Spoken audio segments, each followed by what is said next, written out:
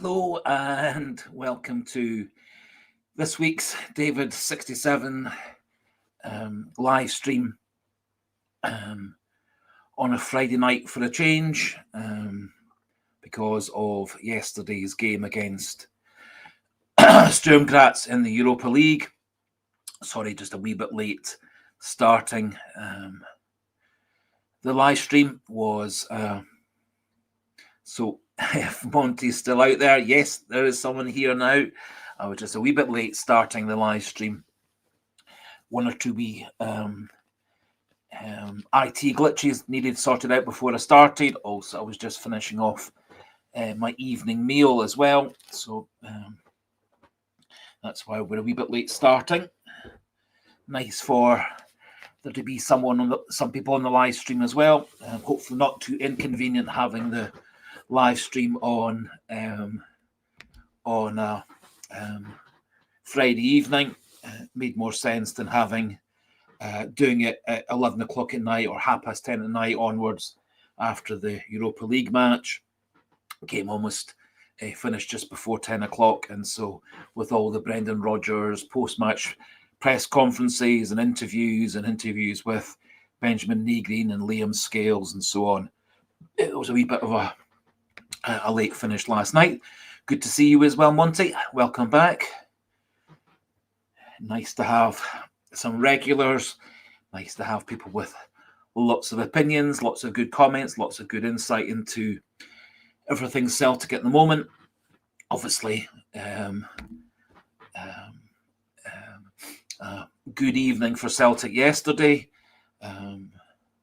Puts us back into a playoff position. It's incredibly close in the Europa League at the moment. So Celtic now up into 21st place. Our next game is against Midtjylland. Midtjylland have 9 points from 3 games, so they've won all 3 of their games. Just as a point of reference, Midtjylland beat Sturm Graz at the start of this Europa League 2-0, and so Celtic won 2-1, and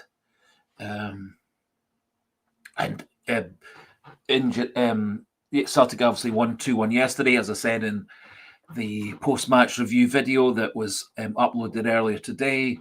The number of chances that Johnny Kenny and Benjamin Negrin missed between them was something like 12 or 13.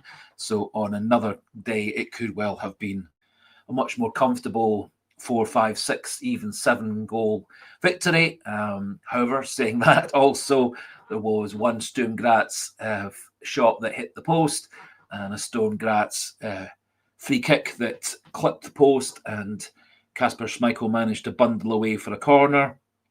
And so was one of those games where it could have been 6-7-1, it could have been 2 or 3-0. As things turn out, Celtic got a nice confidence building victory into the playoff zone.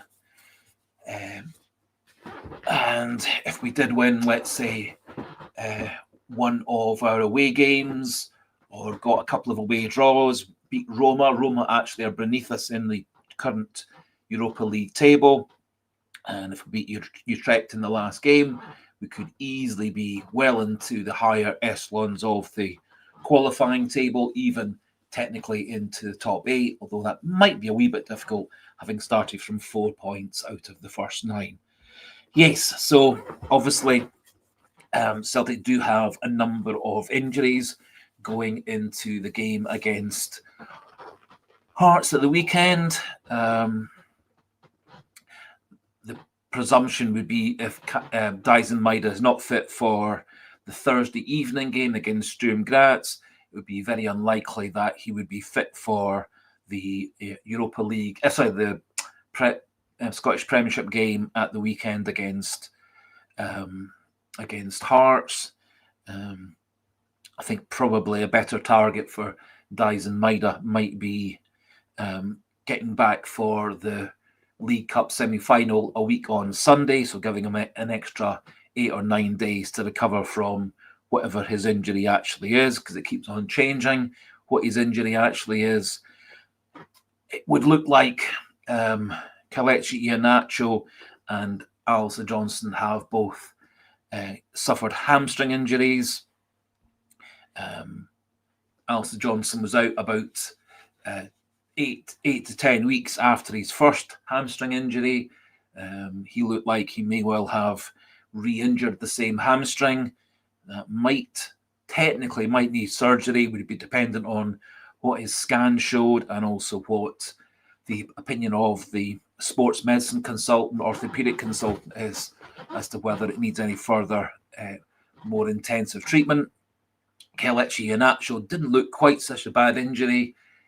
He limped off after 2 or 3 minutes, but might well be not quite so bad as Johnson's injury.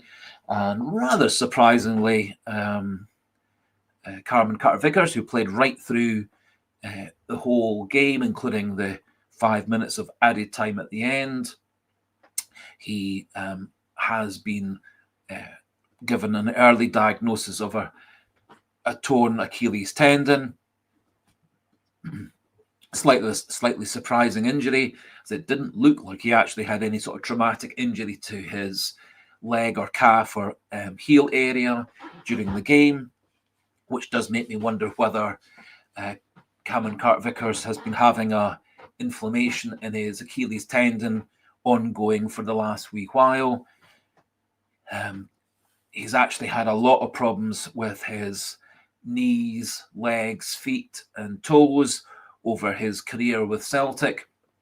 He's had he's had weeks and weeks or months and months out with injury every season so far with Celtic, and of course he had knee surgery during the summer, and so it may be an after effect of his previous foot and leg and calf and knee problems that he's now developed an Achilles tendon problem.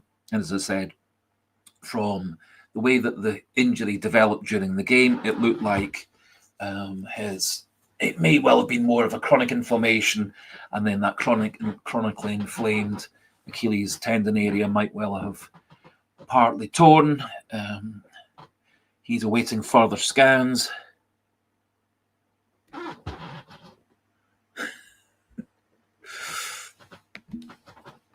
I don't know, Monty. It may be people are not able to attend with it being a Friday evening rather than a Thursday evening. I guess a lot of people have a lot more social type things on a Friday evening than they would do on a Thursday evening. We'll keep going for a wee while because obviously people attend a bit late. People pop in and out, so we can certainly keep going for a wee while and see whether some more people start popping in, start contributing, start giving opinions and so on. But I can happily talk on and on for a good while longer. So initially, people are suggesting that dependent on what he scans and what the specialist opinion is, that he could be out for 3 to 5 months. If it was 3 months, obviously that would get him back probably around about the end of the Europa League campaign, mid-late June. If it is 5 months, that's going to be pretty much right until the time of the top 6, bottom 6 split to the Scottish Premiership. And so Rodgers has a number of decisions to make. I would suspect with Alistair Johnston having a recurrence of his hamstring problem, he's probably also going to be out for the rest of 2025. Kelechi Iheanacho, maybe not quite such a severe injury. We'll probably find out in the next couple of days with Brendan Rodgers' press conferences before the Hearts game and after the Hearts game as to how long he's going to be out for. Again, the absence of Johnston, Carter-Vickers and Iheanacho does create opportunities for quite a number of different fringe players, some players who've hardly played all season, and we'll maybe come back to that later in the live stream as to who's going to step up, who's going to get a chance, who might hopefully take that chance to establish themselves in the squad.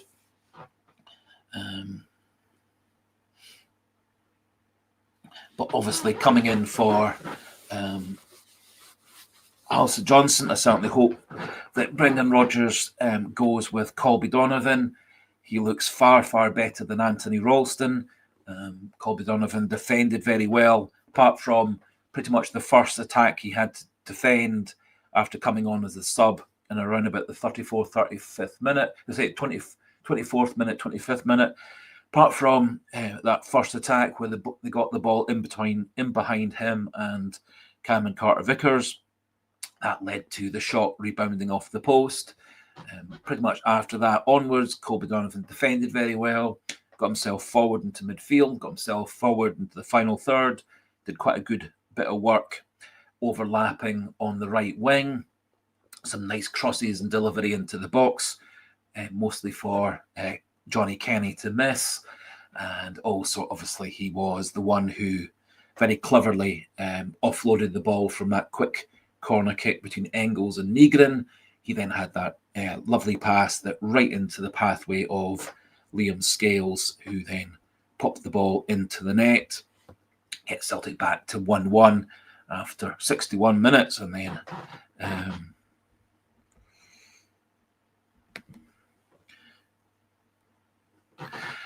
so I think probably, Monty, there are two obvious options to replace Cameron Carter-Vickers.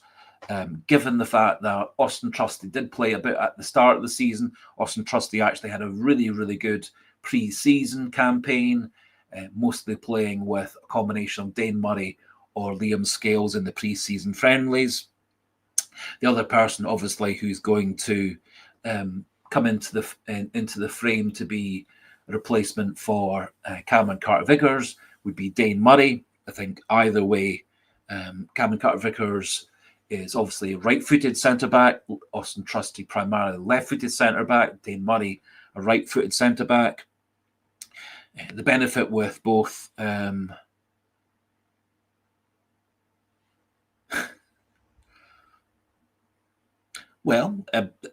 coming back to your point, so in terms of replacements for the players who are out injured, we already did have Colby Donovan and Anthony Ralston to back up Alistair Johnston at right back. So we do have a current Scotland international and a current Scotland under-21 star as two backup right backs for our number one right back.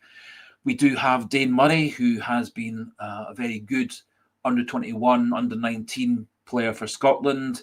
Been a very good player, I think, actually stepping into the games this season with Celtic. We have got Shinya Maeda, Japanese international, to back up at striker. We have got a number of international wingers.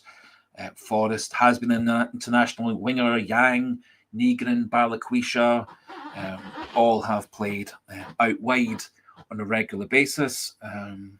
So we do actually have, and if we've got Inamura, who came in, he's a Japanese left back and centre back.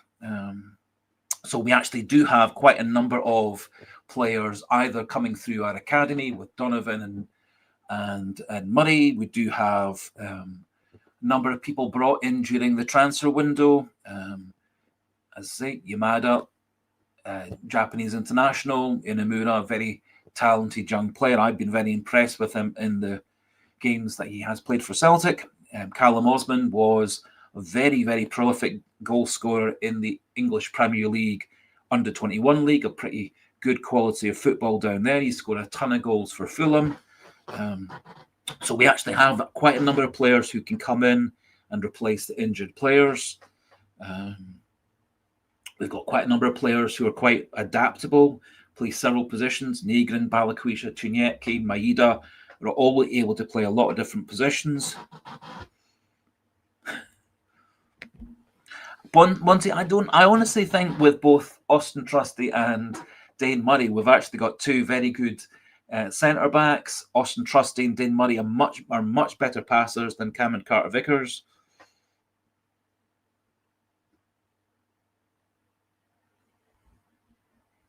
And the benefit of both Austin Trusty and Dane Murray over Cameron Carter-Vickers is Trusty is about 6'3", Dane Murray is 6'4", so it does give us actually, and Cameron Carter-Vickers is just 6 foot tall, so it does actually give us a few more inches of attacking presence in the opposition box, gives us a few more inches in height and aerial ability, defending corners and long throws and free kicks into the box. So we do actually have some benefits with both those players. They are considerably better passers than Cameron Carter-Vickers, which has been a major problem with Celtic throughout this season, is the relatively poor passing ability of Scales and Cameron Carter-Vickers, although I have to say that Liam Scales yesterday, his long passing was much better. A lot of his quick passes out of defence were getting out and about much better. So I don't think Celtic actually needs to bring in any more centre backs. We of course also have Jemai Simpson-Puzzi, a player who's been very good at again English Premier League on 21 level. He actually coped well with a couple of Champions League games last season for Man City. So we actually do have 3 good quality centre backs backing up the injured Cameron Carter-Vickers. I think that Rodgers will probably go for Austin Trusty, just because Austin Trusty is that bit more experienced. Austin Trusty obviously has also played quite a bit with Liam Scales as a partnership. They played really well together against Atalanta around about this time last season. So, and welcome to you as well, Lord. Nice to have you on. Yeah, I completely agree. I'm feeling a lot more optimistic and hopeful. Feel a lot more optimistic and hopeful for the game against Hearts at the weekend. Can't remember who said it, but quite often with these sorts of things, quite often with these sorts of things, it often needs one good game, one good result, a performance like Celtic had last night, and suddenly everything clicks into gear. I think, despite what Rodgers and a lot of the players were saying, I think a lot of them were very low in confidence. My personal feeling is it was actually the big improvements last night were mostly down to the players. I think the players showed a lot more urgency, a lot more attacking intent. They played a lot quicker. There's also an argument to say that for the first time in about a month, the start of the game wasn't disrupted by protests and things being thrown onto the pitch and chants and banners and stuff. The crowd got right behind the players from before the kickoff. I think Celtic actually started the game pretty well. And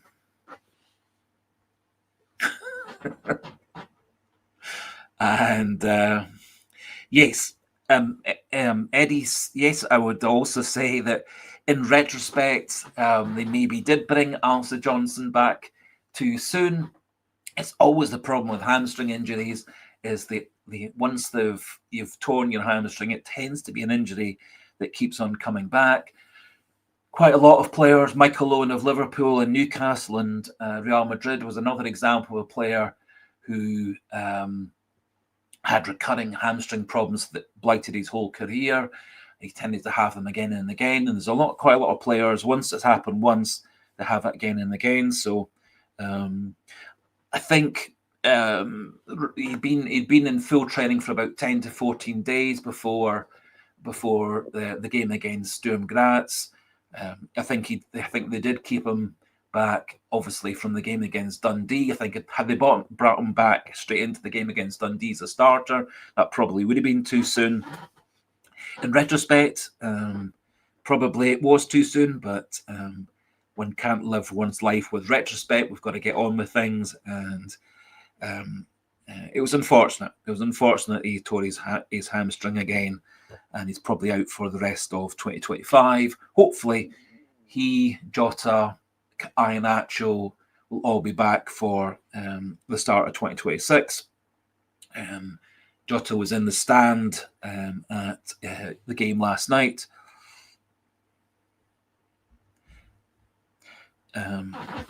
Yes, Monty, you make a brilliant point. He clearly was running around at high speed and doing all the right training type things for a good about 10 days before the Sturm Graz game.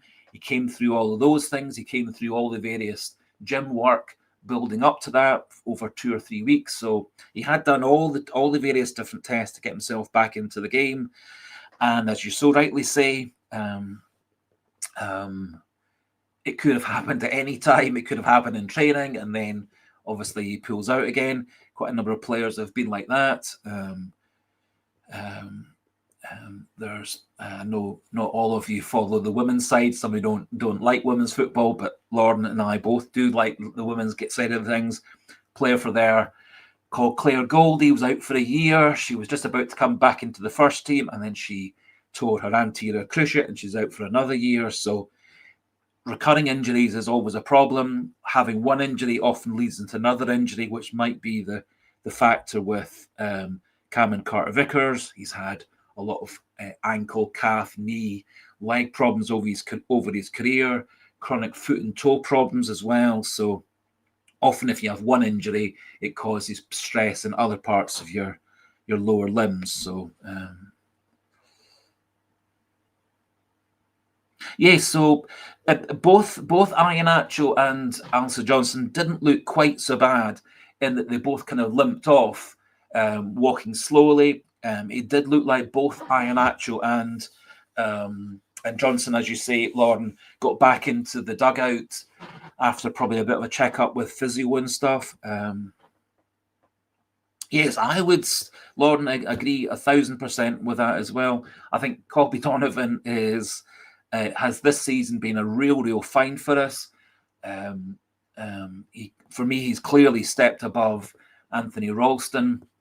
Ralston's a good, dependable chap, kind of player you want in a squad, the kind of player you want in the team. Ralston seems very happy to be the backup. It doesn't seem to have hurt his international career too much being the backup right back at Celtic. I think Colby Donovan is one of the players that could well be a future Celtic star. I think his contract is up in the next wee while. So hopefully Celtic get him nailed down for a 5-year contract.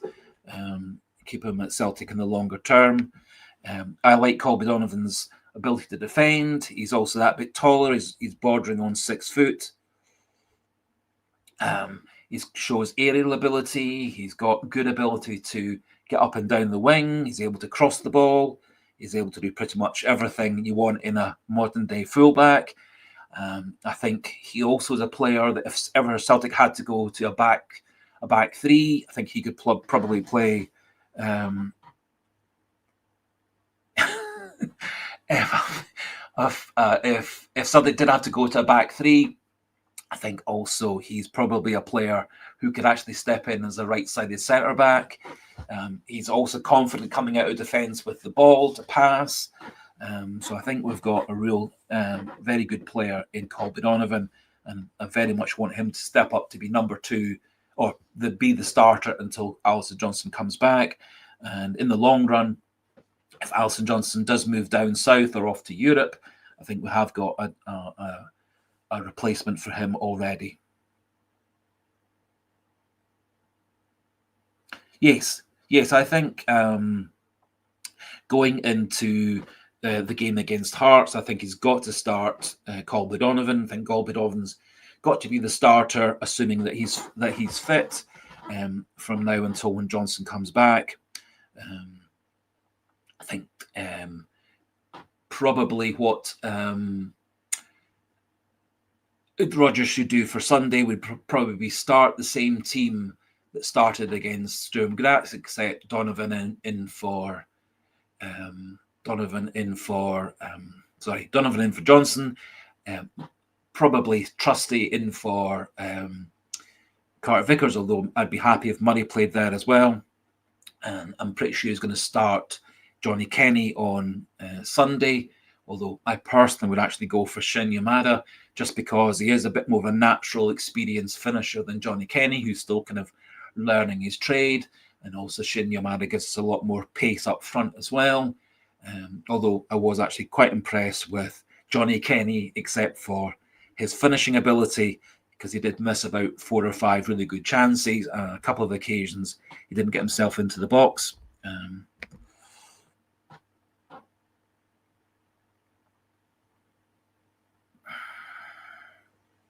Yes, so no, Johnny Kenny did better than Kelechi Iheanacho has done.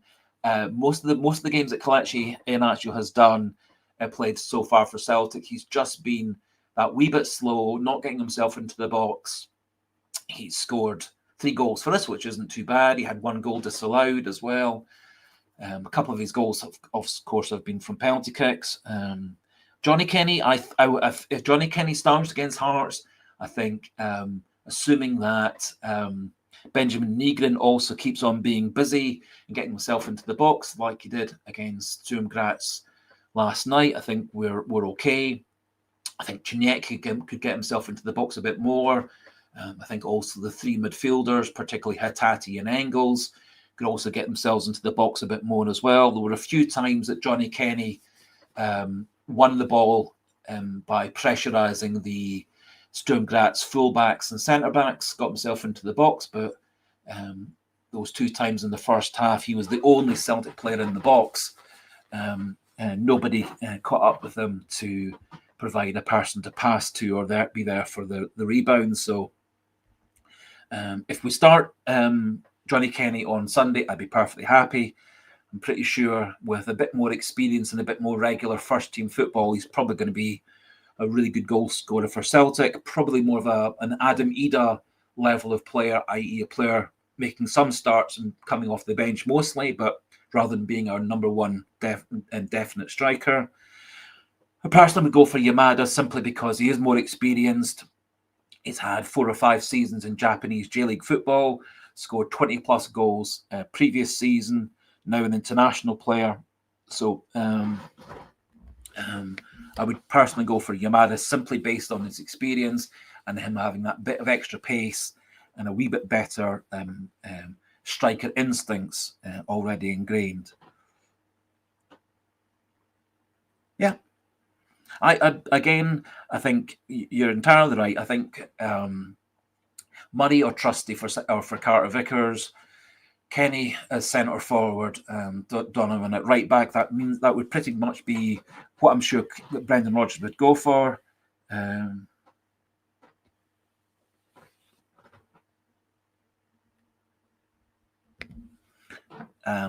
Equally, Donovan, Trusty, Scales, Tierney. I think that gives us actually three left-footed centre backs. We've got obviously actually Trusty, Scales, and Tierney also play left back as well. So we have got actually quite a lot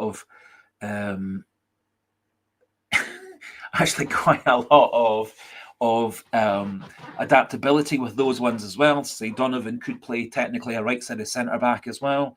He played that for the Scotland under 21s in Azerbaijan during the last international break. So I think we're very, very well suited. And for me, it's a toss-up between Murray and Trusty at centre back to partner Scales. Probably going with Trusty simply because of experience, and he and Scales have played together much more often. I think I would certainly put all the people, Monty, you've put forward there as being much poorer than Kelechi Iheanacho. I think Kelechi Iheanacho, I think, is actually is a good player. It could be a very good player for Celtic. I think it was taking him some time to get fully into playing the Celtic way, playing with his teammates.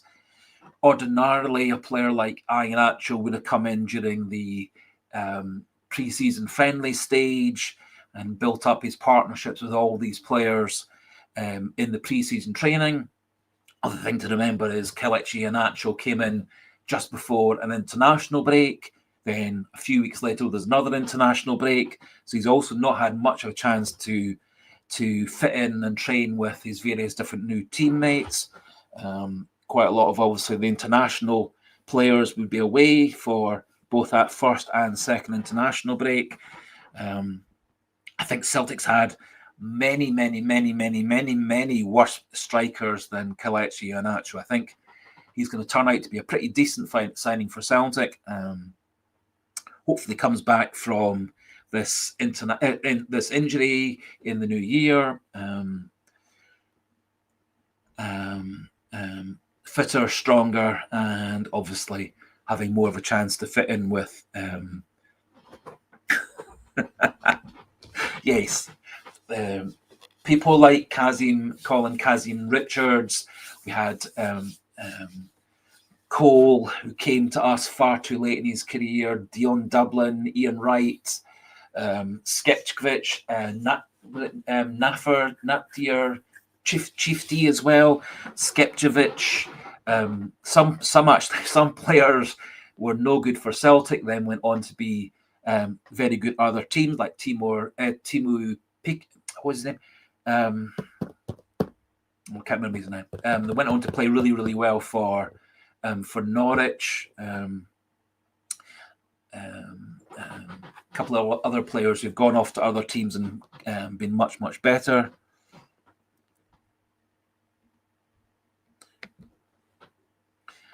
I think Celtic probably will look. Yep, Timo Pukki, that's right. Pukki had a great reputation before he came to Celtic. He wasn't terribly good at Celtic. Went off, ended up at Norwich, and he scored a ton of goals in the English Championship. Scored a few goals in the English Premier League for Norwich. I think Celtic will probably look to sign a new striker in the winter transfer window. One of the problems always is who's going to be available in the winter transfer window. Always a good time to sign a Japanese player, an American player coming from American soccer leagues, because both those countries, their leagues are finished for the season. Also, Eastern European and Scandinavian leagues often are in the winter shutdown period, so it might be a good idea to buy a player from Scandinavia. I think that's certainly going to be one of Celtic's targets in the winter window, will be another striker.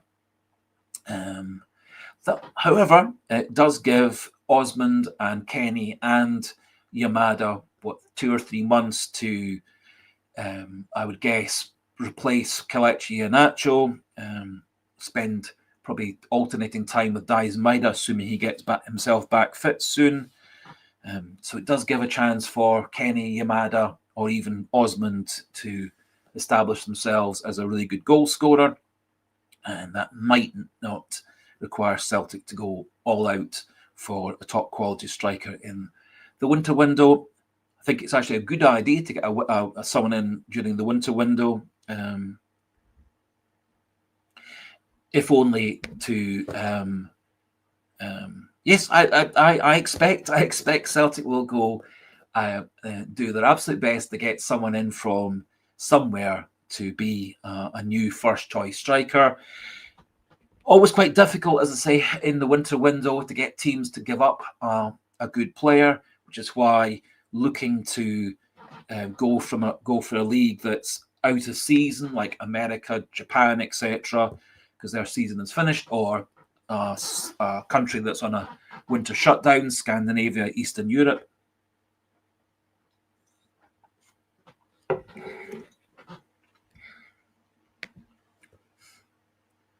Certainly, there was a spell 10, 15 years ago where a lot of players came to Celtic to retire. Roy Keane is another example of a player that came to Celtic to retire.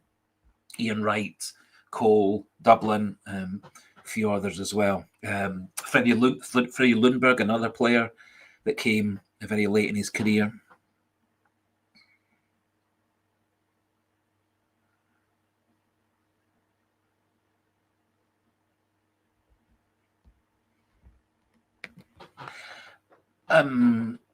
reportedly, Shankland would never come to play for Celtic in a million years. Apparently, he is a dyed-in-the-wool Rangers fan. I don't think Lawrence Shankland would ever have come to Celtic anyway. He scored a ton of goals, obviously, for Hearts. Then he had a terrible, terrible season. He's had a bit of a renaissance, not too badly this season. But I don't think Shankland would ever have signed for Celtic. I think he's a player who, a bit like Bojan Majowski, had for one reason or another, Majowski was dead set. He was never going to come and play for Celtic. He's now obviously gone to play for Rangers. I think Shankland was the same kind of thing. So my understanding from reading between the lines and reading stories a year, 18 months ago, is that Celtic did look at signing Shankland, but got told by Shankland and his agent he would never sign for Celtic. Whether that's true, goodness only knows. But Shankland, I'm not convinced personally would be a good long-term option for Celtic, but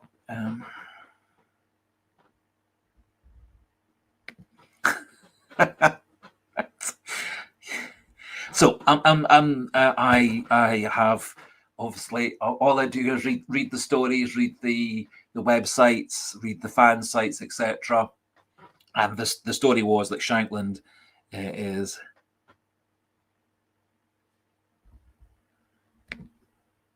Well, all I can say is Celtic, according to lots and lots of supposed football insiders, Celtic insiders, transfer people, journalists, Sky News, Daily Record, Scotsman journalists, Celtic did look at signing Shankland. They did talk briefly with his agent and with Hearts, and were told that it was not on. So, but it depends on who you believe. There are so many people who claim to be Celtic insiders, claim to be Hearts insiders, claim to be football insiders, who say all these things are true, and it all turns out to be absolute nonsense. And one of the difficulties of modern day football supporting is there are dozens and dozens and dozens and dozens of football sites, dozens and dozens of transfer sites, and lots of people all competing to get clicks on their websites or to sell their articles to bigger football sites and stuff. So I don't know. Yes, Braga certainly has been a big factor in Hearts' success this season, probably more so than Shankland's. I think Hearts are a decent side. I think if Celtic play as well as they did against Sturm Graz last night, I think they will beat Hearts on Sunday. What Celtic have lacked this season is consistency. Obviously those 3 or 4 injuries that Celtic are suffering at the moment, those all will be factors. I do actually think that the players Rodgers can bring in to replace all those players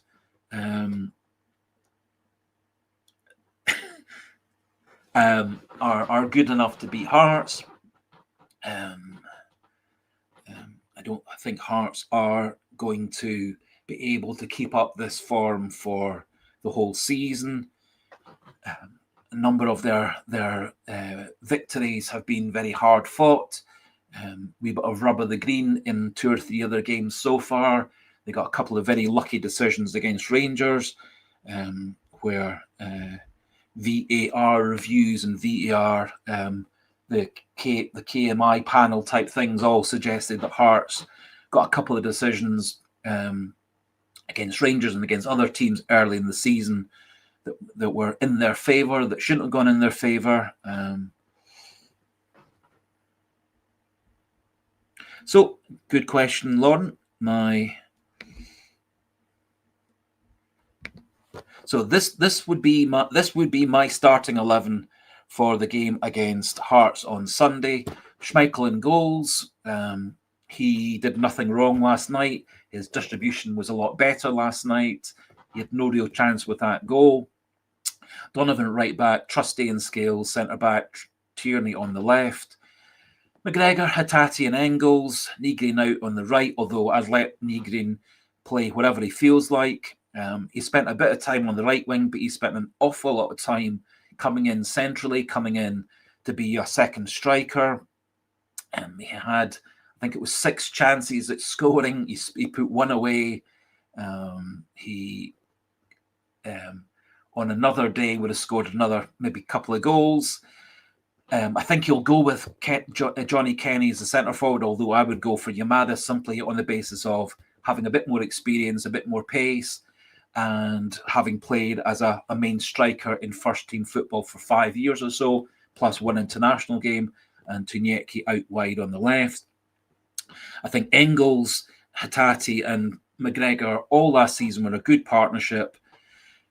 Engels obviously brings in a lot of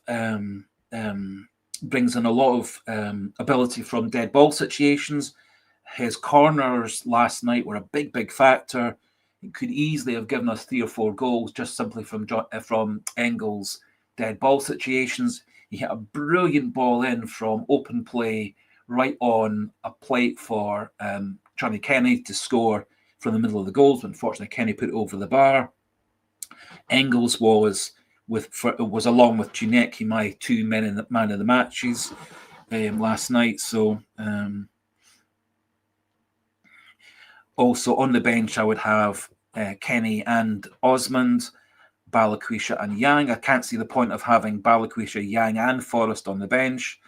I'd have Murray on the bench. Murray can play obviously centre back. He can play technically right back.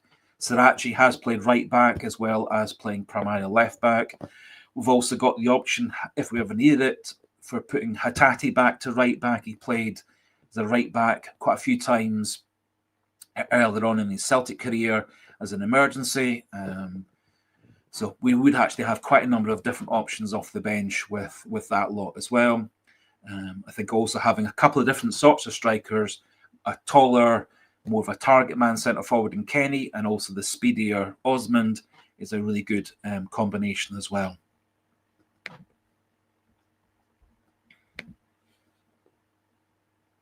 Sinazalo, Donovan, Trusty, Scales, Tierney, Chinyeki, McGregor, Engels, Balikwisha, Negrin, Maeda. Again, all looks a good idea. I think personally, Hatate will keep on playing.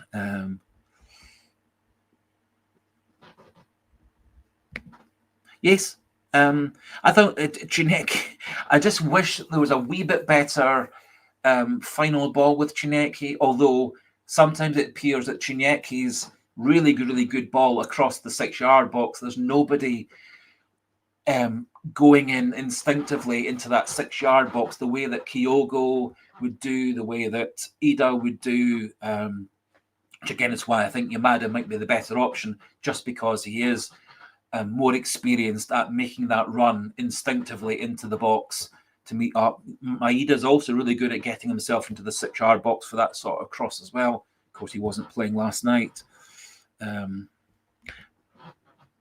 I have all season been pretty much saying, because of us losing Kuhn at right wing and not really having anybody in to replace him, that we should be using Negrin out wide on the right. If there was an article I was reading today on one of the Celtic fan sites, Negrin's actually played much more at right wing as a professional player than he has any other position. It was right wing, second striker, attacking midfielder, and then central midfielder was actually his 4th most frequent position. Negrin plays really well, technically on the right wing, but he's actually playing a lot more cutting inside, being a second striker. Had Negrin put away a couple more of his chances, he would have been my man of the match. Didn't make a man of the match simply because he did miss 4 or 5 chances, 3 headers. A couple of them he really should have at least got them properly on target, made the goalkeeper make a save. He had a shot he probably should have done better with. That actually turned out to be the corner, led to the corner that we scored the first goal from. But Each to their own. I wouldn't disagree with Nygren being man of the match. I've been advocating him playing out wide on the right as a Kuhn-style replacement, not playing the same role, obviously, as Kuhn. He's not got the pace that Kuhn does, but coming in off his wing a lot better, scoring goals. And in Scandinavian football, Nygren scored a ton of goals playing out wide on the right, but mostly coming into the box to be a second striker and an old-fashioned inside forward.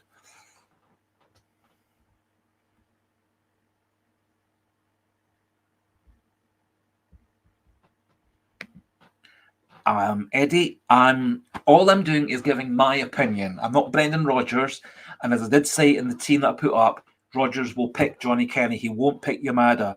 Maeda is, along with several players that have come to Celtic, is not in Brendan Rodgers' good books. Once you get in Brendan Rodgers' bad books, you're not one of his favourites. You virtually never get back in the team. I thought Celtic's actually had some really, really good players like Lagerbielka, like Nawrocki, like Palma, like Tilio, who got in Brendan Rodgers' bad books to start with, and they never, ever got a chance. Luis Palma has turned into be one of the best players in Polish football so far this season. Lagerbielka has been playing really well for Braga in Portugal. He's been playing really well for Braga in Europe. He's got himself back into the Swedish international team as a first-choice centre-back. A few other players. Tilio has made a pretty good start to his time in Austrian football. Obviously, Tomoki Iwata went down to Birmingham and had a brilliant season last season. So it's very difficult once you're in Brendan Rodgers' bad books or not in his good books ever to get a chance again at Celtic. I fear that might be the case for Maeda. I think he actually was getting better and better before Rodgers dropped him out the squad completely. And his time in Japanese football was so impressive that the Japanese manager called him up to be in the international squad.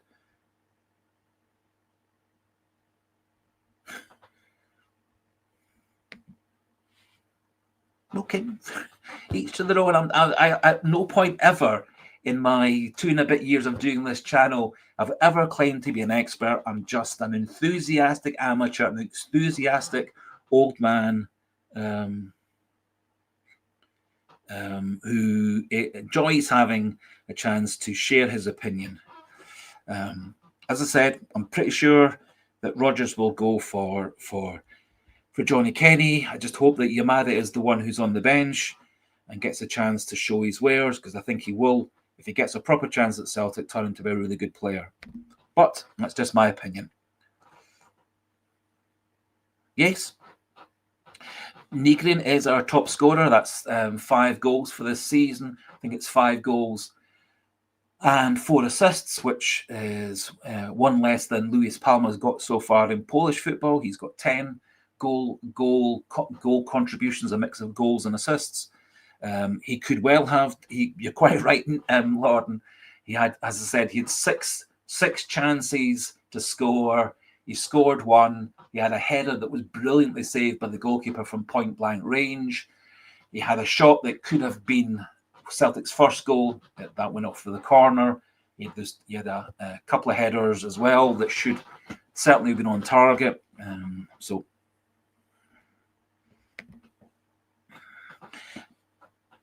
Paulo Bernardo is another player who, you're quite right, Lauren. He seems to have dropped down Brendan Rodgers' pecking order. He certainly seems to be the last choice midfielder to ever get a chance. He was on the bench on a really regular basis alongside McCowan and Engels at the start of the season. He was only brought on a couple of times so far. He has had a bit of problems with injuries.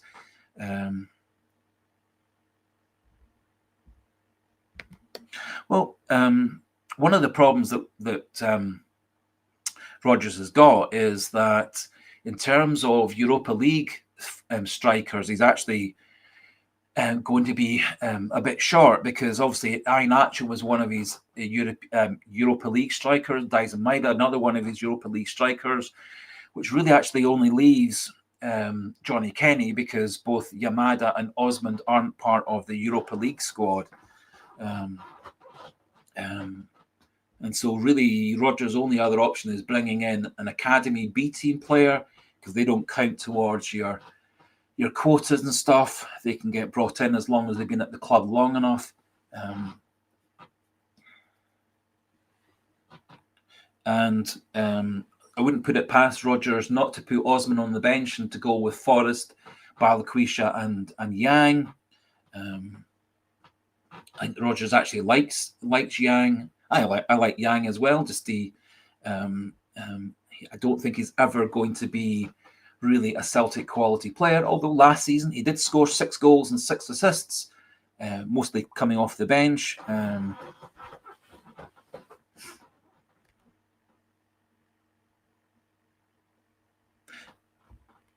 If we're talking about Johnny Kenny, he got himself into lots and lots of good positions. So I think I counted he had 7 chances. I think he couple of saves. He made the goalkeeper make two or three saves.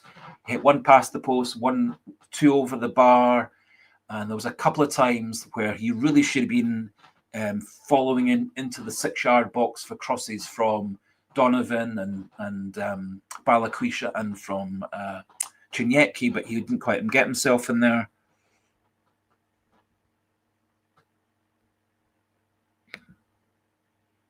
Well, as I said, last season he scored 6 goals and 6 assists. Playing again, mostly coming off the bench, rarely ever starting last season. He was always second choice to Maeda on one side, always second choice to Kuhn on the other side. Really good point, Monty. I think game time is actually really, really important. Virtually every team going through the winter will have players going out with injury. Tends to be the pitches get more wet and slippy and muddy and stuff. Tends to be more injuries over that time. So I do think actually getting as many players regular first team minutes is really important. Hopefully the players who are out now, we get Maeda back nice and quickly. I suspect the other 3 are going to be out for the rest of this year. Hopefully the rumours of Jota coming back at the start of the year are going to be true.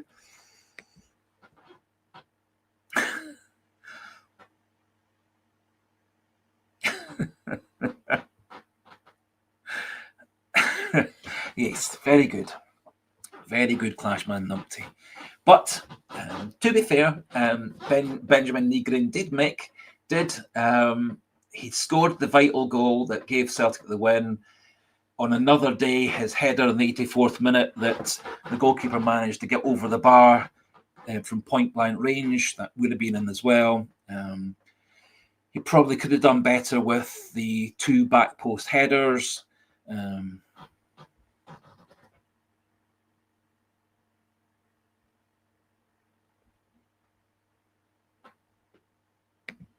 No, all I was saying regarding giving players game time is that it's important that everybody keeps up their match fitness. It's important that because of the likelihood of injuries, the likelihood of fatigue, particularly with the New Year fixture pile-ups, we're also going to be missing.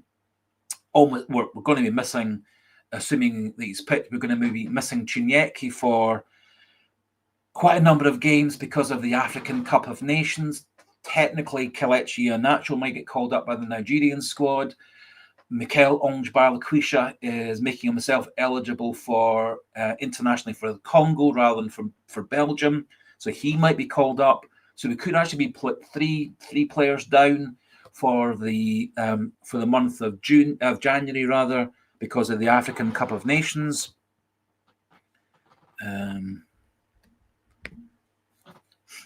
So I think it's important that we have players who are match fit. With there not being any reserve team football, all the players like Inamura, Paulo Bernardo, Osmond, Yamada are doing at the moment is training with the first team squads. There's a difference between being fit for training and fit for first team action. The speed obviously is very different. The teamwork is very different. That's why I think we should be giving players like Osmond and Yamada and Inamura and Paulo Bernardo some game time to keep them fully fit. That way they can come straight into the team if there are injuries or people called away for African Cup of Nations.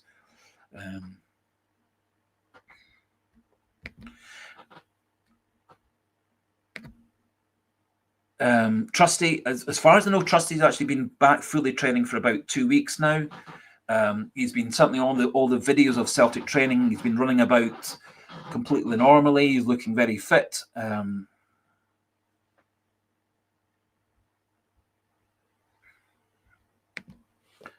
All I would say, you might well be right, Eddie. It's a bit odd that he went off to the Japanese squad. According to Rodgers, he had a hamstring problem after the Motherwell match before the Japanese international break.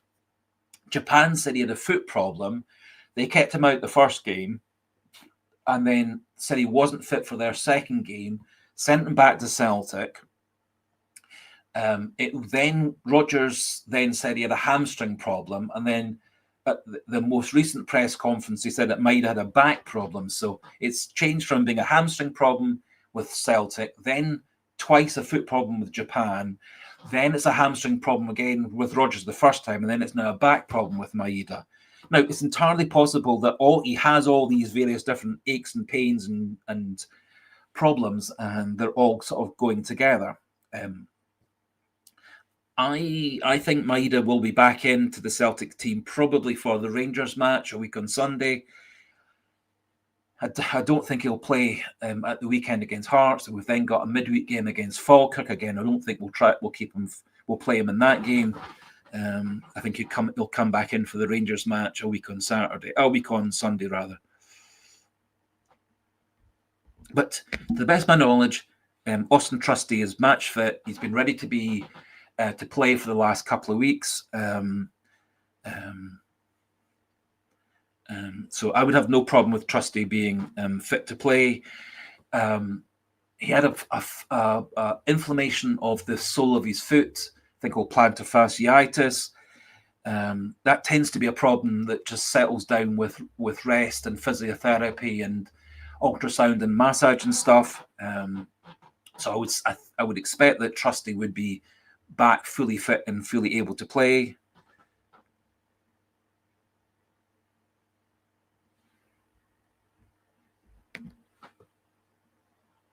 The general thing with a lot of the international teams is that they want to reassess the player.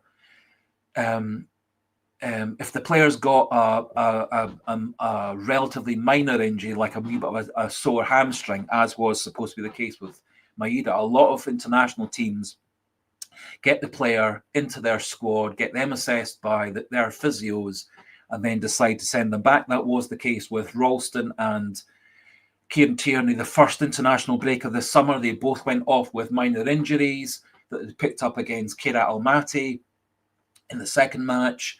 They went for Scotland duty. They then got sent back by the Scotland international physio staff and medical staff. So part of that also is that some professional teams were never very good at releasing their players for international friendlies.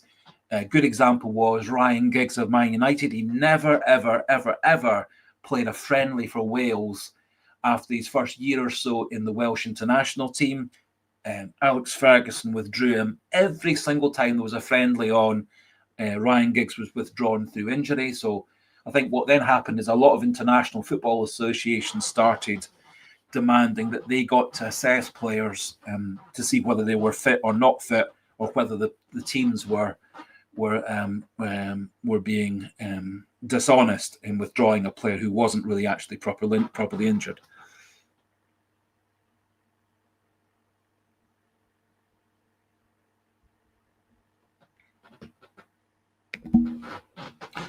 Yep, I've always liked Austin Trusty as a defender. I think we also have to remember is a lot of Austin Trusty's play prior to coming to Celtic was always at left centre back, some at left back. Because of the injury to Cameron Carter-Vickers, he primarily was playing as the right centre-back, even though he's a more naturally left-sided centre-back. That accommodated Liam Scales, who was quite fixed in the left centre-back position. Obviously, Carter-Vickers and Trusty did play quite a bit last season together as well, with Trusty moving over to the left. I think Austin Trusty is a good player for Celtic. I think he's also a very vocal player for Celtic, which is something that Celtic kind of lack in their back four. If they haven't got Alistair Johnston in their back four, there's nobody really in the back four who is shouting and organising. Scales and Carter-Vickers are quite quiet players apparently on the pitch. Kieran Tierney's not quite so vocal as we would hope with an experienced player.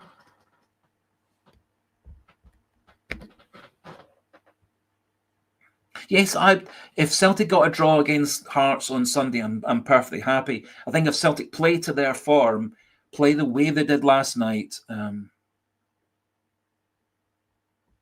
if Celtic play the way they did last night against Sturm Graz, against Hearts on Sunday, I think Celtic could very capably win the game on Sunday, especially if Kenny and Negrin put away those chances that they didn't put away against Sturm Graz. And quite often with players like Johnny Kenny, getting one goal gets him a second goal, gets him a third goal, gets him the confidence, gets him a bit more used to getting into the right positions, and being there that wee half a second quicker. My understanding is that Celtic are obliged to release players for international duty if they're called up. Obviously, some players like Jota, who admittedly isn't an international player at the moment, a player like Alistair Johnston earlier on, who very clearly has a major injury, the international team's not going to call him up. Daizen Maeda also was called up when he was fully fit. My understanding is if Japan want to check him over, Japan have got a right to check him over. They don't have to accept Celtic's word that Maeda's not fully fit. So my understanding is they're allowed to call him up and assess him and then send him back, and that was the case. That was the case, as I said, with Ralston and Tierney. They had minor injuries. Scotland called them up, asked to assess them, and then sent them back.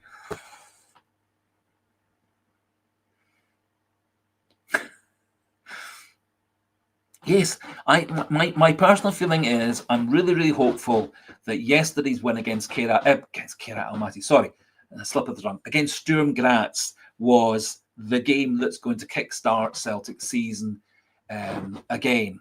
I thought they looked confident. They played with pace. They showed a lot of different ways of getting the ball into the box. It felt like up until the game against Sturm Graz last night, Celtic had one plan of how they were going to get the ball into the box, which just wasn't working. Yesterday, they had a mix of going out wide to get the ball into the box, delivering the ball from deeper zones. Scales twice had super passes over the top. A couple of times from deeper positions, Engels delivered nice balls into the box. You had Chuniecki sometimes hitting the byline, sometimes not hitting the byline, sometimes cutting in. Balakusha did it late in the game, coming off the left wing. Donovan did a good job. Kieran Tierney did a good job. So with a lot of different options Celtic had last night to get the ball into the box.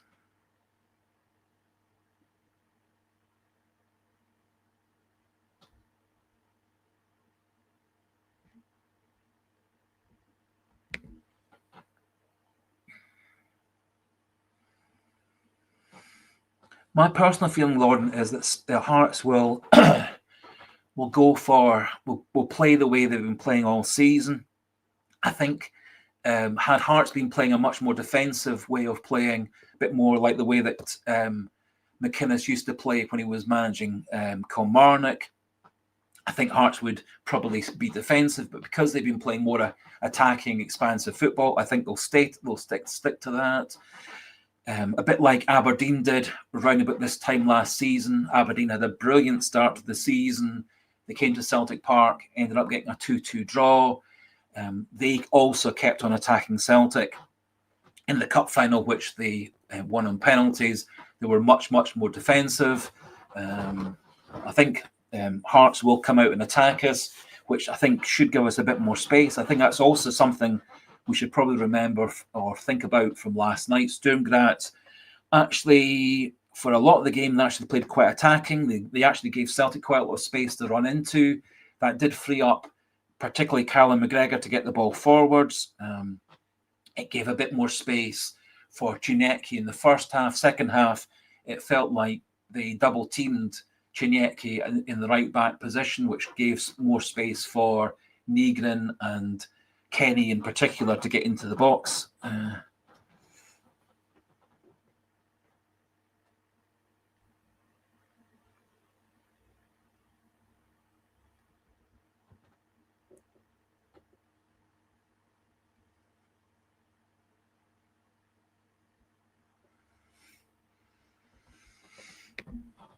Yes, I'm certainly hopeful that that Celtic will go to Hearts, play the way they did last night, take on Hearts. Hearts, I think, will give Celtic more space to play in, which I think plays into Celtic's hands as well. If Engels plays anywhere half as decent as he did last night, if Nygren can keep on coming in off the right wing into the box, if hail to you as well. If he can come into the box and if he and Kenny in particular can put away their chances, I think we're going to be fine. I think Donovan, Tierney, Scales, and Trusty or Murray, I think they're good. That would form a very good back four. Would have a bit more passing ability if we use Donovan and Trusty or Murray in the defence, rather than using Ralston and Carter Vickers before.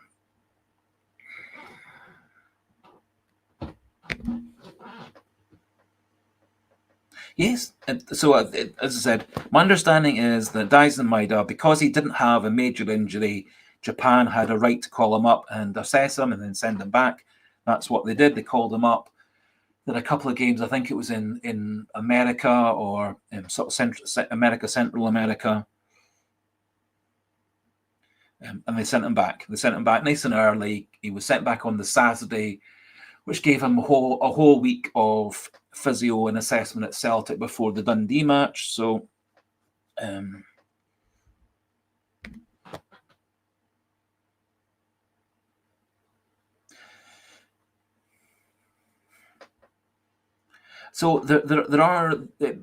are some contrasting stories as to whether Maeda will or will not be going in the winter window.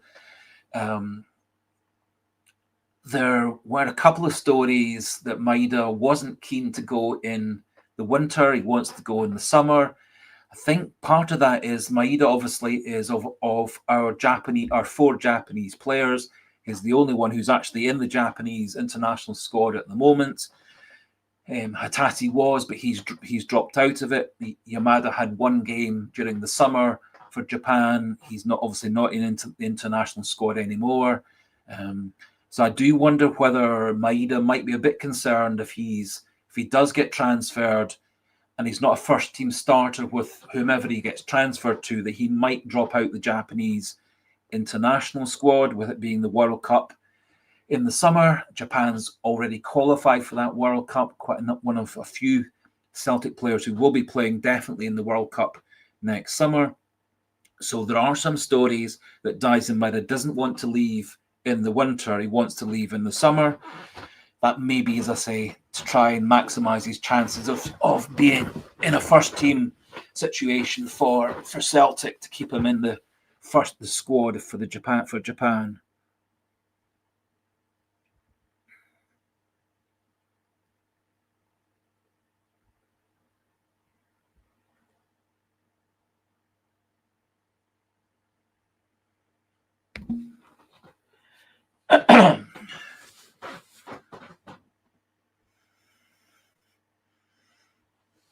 So one of the other situations, of course, is that there are also a lot of stories that both Maeda and Hatate will be leaving.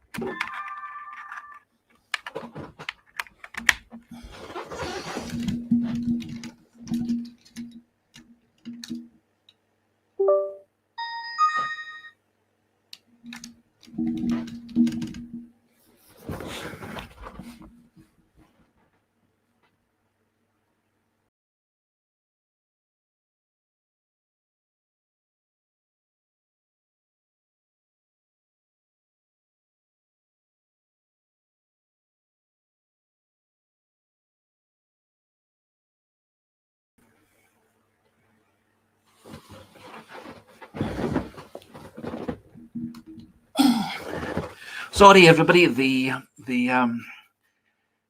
camera and the IT unfortunately caused everything to freeze. So apologies for being away for a wee minute or so there.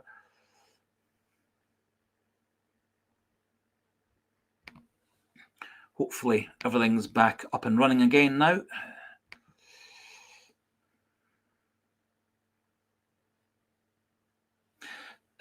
Lauren, you can make a great point. What I was trying to say before the camera froze and the IT froze was that one of the issues if Hatate and Maeda do want away in the winter window, which other stories are suggesting that they do, they've got to keep on playing well, keep on playing. If Maeda's missing a lot of games through injury, that's going to really affect his chances of Japanese international World Cup squad for the summer. It's going to mess up his chances of getting a transfer, be it in the summer or the winter. Yes. So I do apologise, Clashman Numpty. As I was saying, the where I live, sometimes the weather conditions outside, the atmospheric conditions outside, do cause the internet to crash, and so sometimes the screen does flash. It does the computer does freeze, unfortunately. So usually it's off for about a minute or so. Hopefully we're all back to normal now. Yes. Oops, sorry. Yes, if Maeda does want to wait in the winter, he's got to be playing football between now and January. He's also got to be playing well between now and January. That's much the case for Hatate. I thought last night was Hatate's best game he's had for Celtic this season. He's been a real shadow of himself. Callum McGregor, I think he had a good game for Celtic last night. He also has been rather poor all this season. I do wonder, obviously with Callum McGregor, whether there's an injury going on.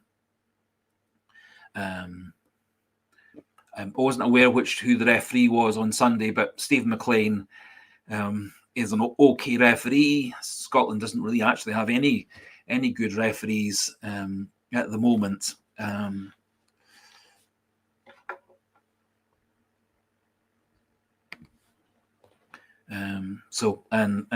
It usually is Andrew Dallas who's on VAR. Again, I think Andrew Dallas on VAR isn't such a bad option. He certainly seems to be a better VAR referee than he was a referee on the pitch. I think obviously as a VAR referee, there's a bit more scrutiny. Your decisions get reviewed by Willie Collum on the Monday. And there seems to be an awful lot of feedback from Willie Collum to the referees and to the VAR referees.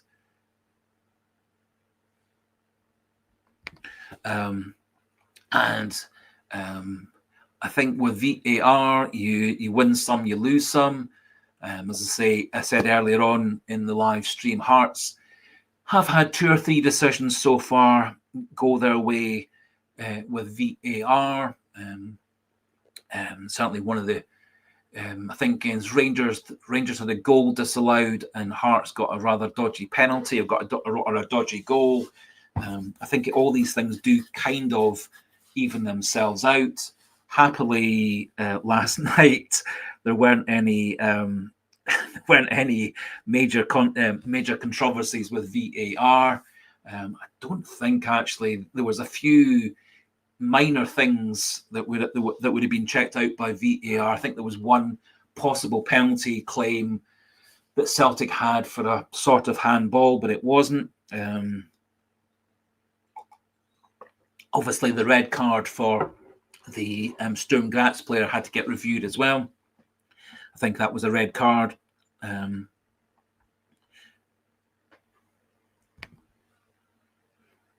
So Andrew Dallas is Hugh Dallas's son. Hugh Dallas was a referee that certainly gave Celtic nothing in the good old days of football 20, 30 years ago. Hugh Dallas tended always to favour our big rivals from across the city. There were quite a lot of rumours regarding Hugh Dallas. But my understanding is Andrew Dallas is his son. And to be fair, I don't particularly remember Andrew Dallas giving us any dodgy VAR decisions. It was the VAR referee that ended up getting sacked that went against us quite a few times. He made quite a lot of high-profile errors, one of which was in our favour in the League Cup final against Rangers. He had a really dodgy time against Hibs, disallowing that goal that was should never have been disallowed. There was a game against Kilmarnock where he also interfered and cost Celtic a win. Yes. So, the Kelechi Iheanacho VAR decision was a complete farce. That, of course, was in Europe, so we can't blame that on Willie Collum or Andrew Dallas or anybody else. I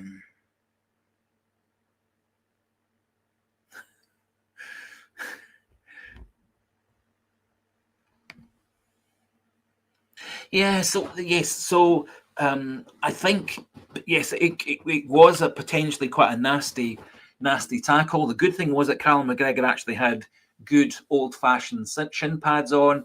The shin pads actually were quite long shin pads. Not a lot of modern day footballers use longer shin pads. It looked like a badly timed challenge. I think the player was going for the ball. He mistimed his tackle. McGregor, I think, was actually also slightly anticipating the fact that he was going to get kicked and managed to jump out the way partly and not get quite so much force on his leg. Yes, you're entirely right. I think McGregor anticipated what was going to happen. He got himself out the way partly. He minimised the amount of force that the player was going to get on him. I think, honestly, it was an honest challenge. The kind of challenge 30, 40 years ago, it would have been a foul, possibly. Certainly no more than that. Things are very, very different from how football was when I first started watching. A lot of fullbacks would do that kind of thing to Jimmy Johnson or Bobby Lennox at the start of a game, simply to impose themselves on the speedy winger. Nowadays, of course, it's a straight red card. Yes. So for me, Chunetke and Engels were the two men of the match. For me, last night, had Negrin put away a couple of those chances, he would have jumped up to be the player of the match, simply because he scored goals and got himself into lots of good positions.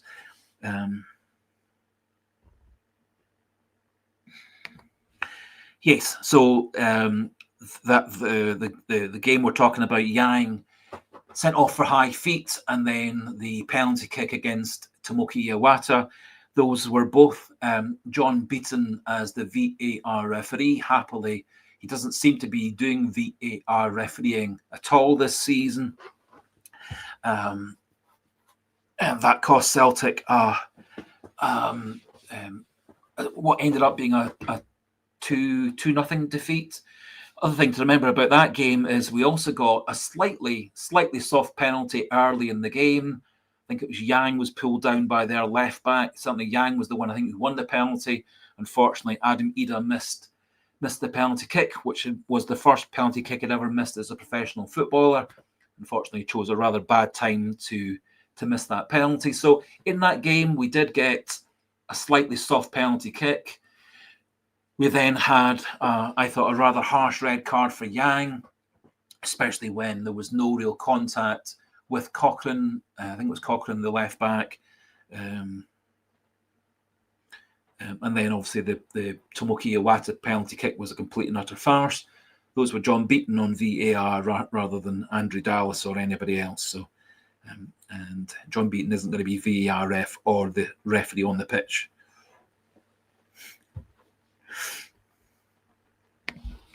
I'm told, actually, John Beaton in real life is a very nice person.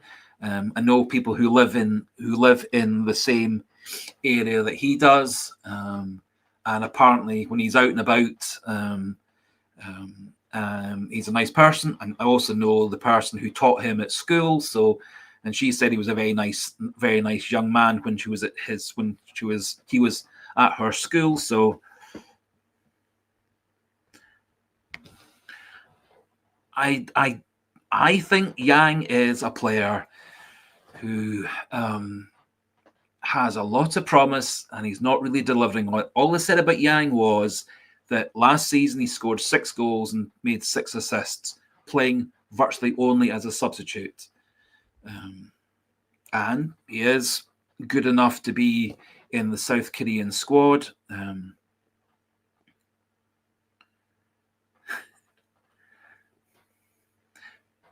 Anyway, we'll steer clear of being nasty about John Bean. All I was saying is people who know him in real life say when he was a young man, when he was a schoolboy, he was a very nice young boy.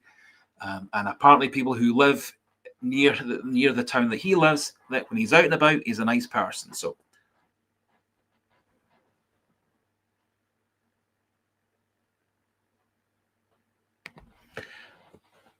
as I said, it's just my opinion. I think he's a player with a lot of talent. He's very inconsistent. I think if you and I, Eddie, were to go and play in South Korea as a 20-year-old, not knowing the language, not knowing the culture, he is the only South Korean player at the club now. I think it was probably a bit easier when it was him and O were both at the club. I think he's a player with talent. He's just not really shown that talent. He's a player with pace. He's able to score goals. He just is very inconsistent. And I think part of the problem with Yang is lack of confidence. And I don't think Brendan Rodgers is very good at making confident players struggling with confidence better players.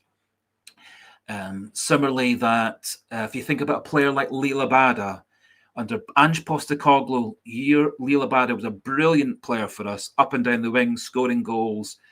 When Rodgers became his manager, Abada lost his confidence, then got himself injured. Then when he came back from injury, poor confidence. There was also all the stramash with Israel and Palestine and their war and all these kind of things. And I don't think Brendan Rodgers is very good at putting an arm round players' shoulders and giving them their confidence back or making them feel yes. So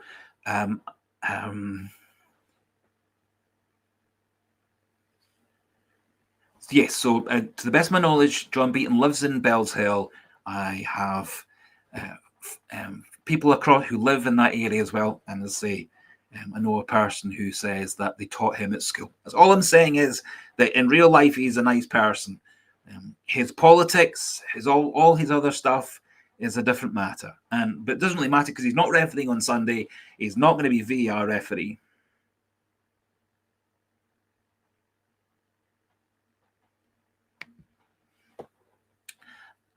I think, Lauren, again, as you often are, you've made a good point. I think he's a player who is a confidence player, and I don't think he's been given a lot of confidence by Brendan Rodgers. I think he may have been a player that would have flourished far better under Ange Postecoglou. Certainly, Lila Bada, for my opinion, was a player who flourished a lot more under Ange Postecoglou than he did under Brendan Rodgers in the 6 months that Brendan Rodgers was his manager.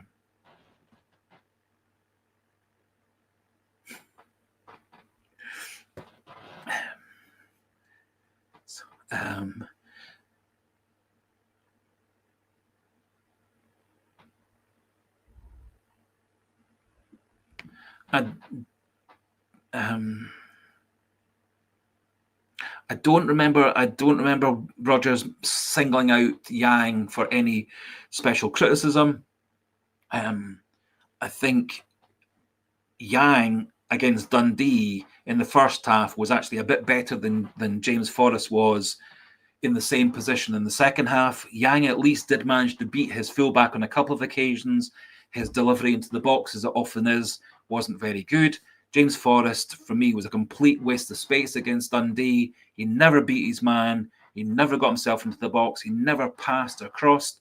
When I was taking down the notes of the game for the Dundee match, it was virtually always things that James Forrest was doing wrong or not.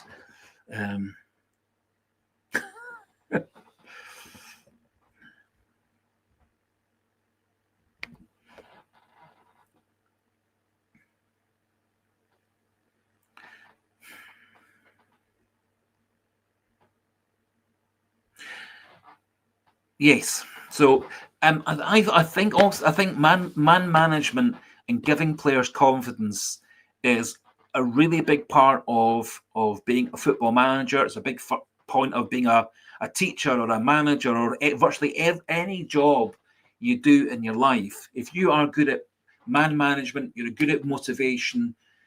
That makes you a good manager, a good captain, a good teacher, a good doctor, a good lawyer, a good team leader in a factory or any kind of organization. And I don't think Brendan Rodgers is terribly good at man management. I don't think he's a very inspirational manager. Unlike a Jock Stein, unlike a Martin O'Neill, a Gordon Strachan, Ange Postecoglou of recent times, I think all those people can really make a player feel 10% better and get 10% more out that player than any other manager would do.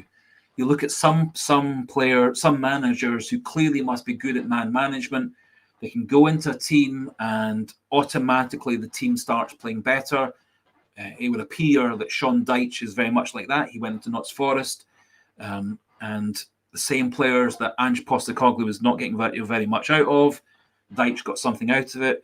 Sam Allardyce, Harry Redknapp, David Moyes are all managers who seem to be very good at going into teams and making them better. So.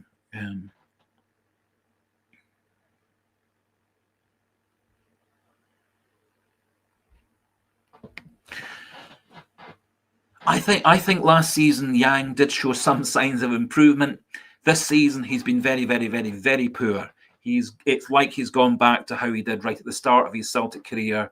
I don't think all this season so far he's ever done anything really in terms of a positive contribution for Celtic. Last season, as I say, 6 goals, 6 assists, mostly coming off the bench. I think he was showing signs of improvement last season. But I think he's gone backwards like a lot of players at Celtic this season. Hatate's gone backwards. McGregor's gone backwards. Hopefully, those players will start going forwards again. James Forrest is another player who is, this season, I think James Forrest has been absolutely rubbish. Rodgers is very keen to keep on persisting with James Forrest. But for me, he's been poor all season.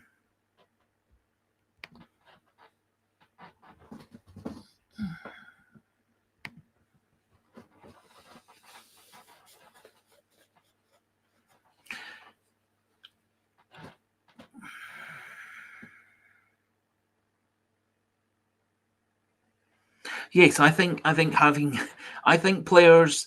I think having some of the fringe players come in brings in the players with different skills. I think players like Maeda and Osman, if they do get into the side, will bring a lot more pace to it. I think Trusty and Murray coming into central defence gives us players with 3 or 4 inches of extra height in both the boxes. I think that's important. Both Murray and Trusty are way better as passers than Scales and Carter Vickers. So again, I think bringing some of these players in is really helpful. I think Sirachi's been another player who's been very, very good for Celtic.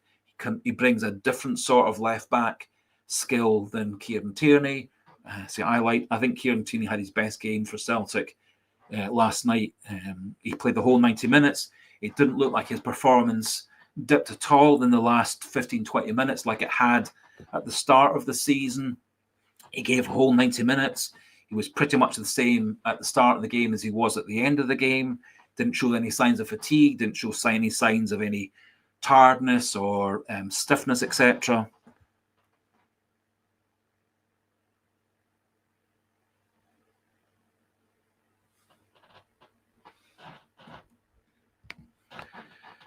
A lot of Celtic fans. In terms of Brendan Rodgers, I find it very hard to trust Brendan Rodgers simply because in the third year of his first spell at Celtic, similar circumstances, and he disappeared off to Leicester. I don't think. Now, there are many supposed Celtic insiders who said that there were preliminary talks between Rodgers, Nicholson, Lawwell, and Dermot Desmond during the summer. They apparently all went to visit Rodgers or Desmond in their Spanish holiday home. Reportedly, there were preliminary talks between those four about a new contract, and Rodgers said to them that he didn't want to talk about a contract until the spring of 2026. He wanted to see what happened through the season. So one of the stories, which may or may not be true, was that Rodgers was given a preliminary offer of a contract, or at least negotiations, a framework, last summer of 3-4 months ago, and he turned it down. He didn't want to talk about a new contract until next March, April, May time. So my understanding, again from supposed club insiders who leak stories to the newspapers and stuff, is that Celtic, Nicholson, Lawwell, Desmond are all willing to give Brendan Rodgers a new contract now, but he's the one that's not wanting to go into contract negotiations. It's slightly different from what Brendan Rodgers is saying in these press conferences. So who knows what's true, what's not true. I just find it quite difficult to trust Brendan Rodgers in that he left Celtic mid-season to go off to manage Leicester. And having done it once, you have the doubts that he wouldn't do it again.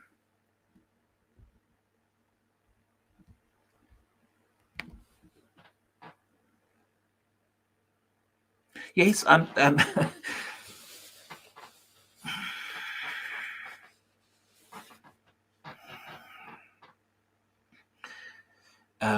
yes, I agree. I agree with you. I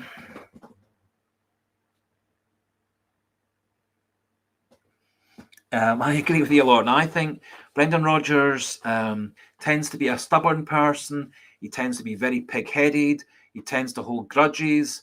It was quite clear yesterday evening in his post-match interviews. He was sticking two fingers up to everybody over the Honda Civic Ferrari comments. I think he's a great. I think he, again, much like the way he manages some of the players. I think the players very quickly you get on his wrong side. You never get back into the team. And say there are many players that Rodgers said weren't any good for Celtic. He ditched them, and they've all gone on to be big successes elsewhere.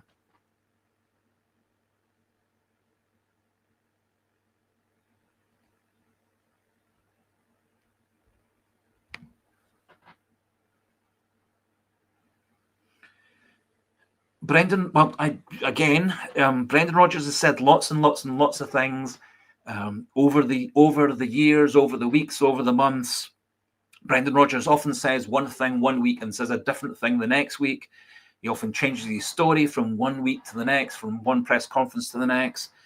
And as I said, I don't have an awful lot of trust in Brendan Rodgers because of the way that he dealt with Celtic and treated Celtic in the third year of his first time at Celtic.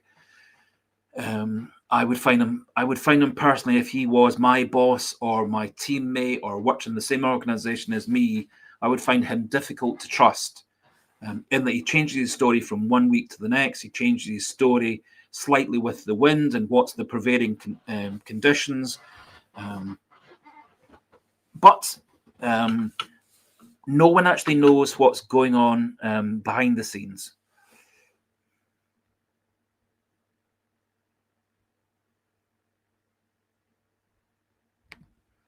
Not sure what you think is nonsense. Again, Monty, I'm just giving my opinion. You might think my opinion's nonsense. That's fine. It's just my opinion. I don't actually ever say what my feeling is about anybody else's opinion. I simply give my opinion. You think I'm saying nonsense? I'm sorry. It's just my opinion. I've never claimed to be right. I've never claimed to be wrong. Nor am I critical or make comments about other people's opinion. I simply give my opinion. And if it's contrary to other people's opinions, all well and good.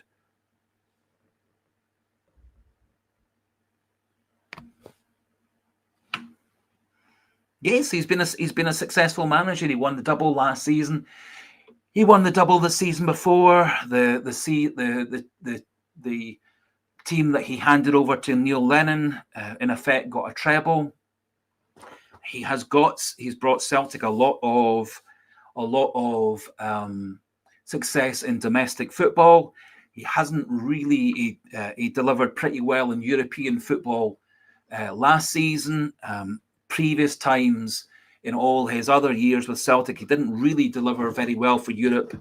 With Europe in his other seasons with Celtic, last season was a success in European football. So if we're judging Brendan Rodgers on his domestic success, he has been a very big success at Celtic. If we're judging him on his European ability, he's not been a very big success for Celtic apart from last season. Now, you can blame that on the board, you can blame that on Rodgers, you can blame it on lots of different things. But domestically, he's really delivered for Celtic in Europe. He's had one good European season in his 6 so far with Celtic. My personal opinion, and I've said this right from pretty much game 1, I didn't think that Brendan Rodgers would stay at Celtic any longer than this season. And again, there's been lots of stories out in the press that Rodgers was going to stay at Celtic for 3 years, and then he was looking to either go to England to the EPL, or manage internationally. A lot of folk have said that Rodgers has this hankering to be an international manager. And that's been one of his career ambitions, having been a success in English football and real success in Scottish football. There are a lot of rumours that he's looking for an international job after the World Cup next summer. There's a very, very strong likelihood that Scotland will be looking for a new international manager. So who knows, maybe Brendan Rodgers becomes Scotland's international manager. My personal feeling is that Rodgers, the way he spoke on day 1 of his second spell at Celtic, he talked about having a 3-year plan. He didn't really talk at that point of saying after 3 years we'll be doing this, that, and the other. These are the targets. These are the things. After 2 years, we'll then had another 3-year extension to the contract. A lot of his what he has said sounds like he was only going to be at Celtic for 3 years, but I might be wrong. Other people have said this. Other people have said differently.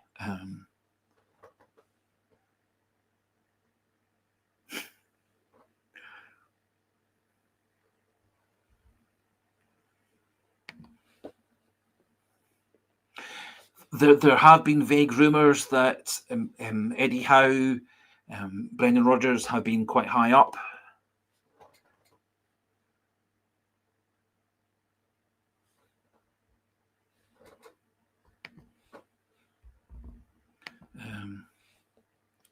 There's also a possibility Eddie Howe's not doing that well with Newcastle so far this season.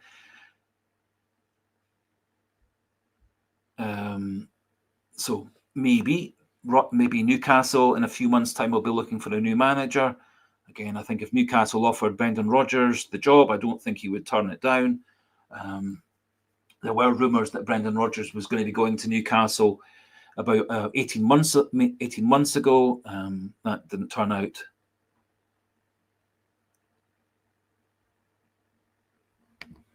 Oops.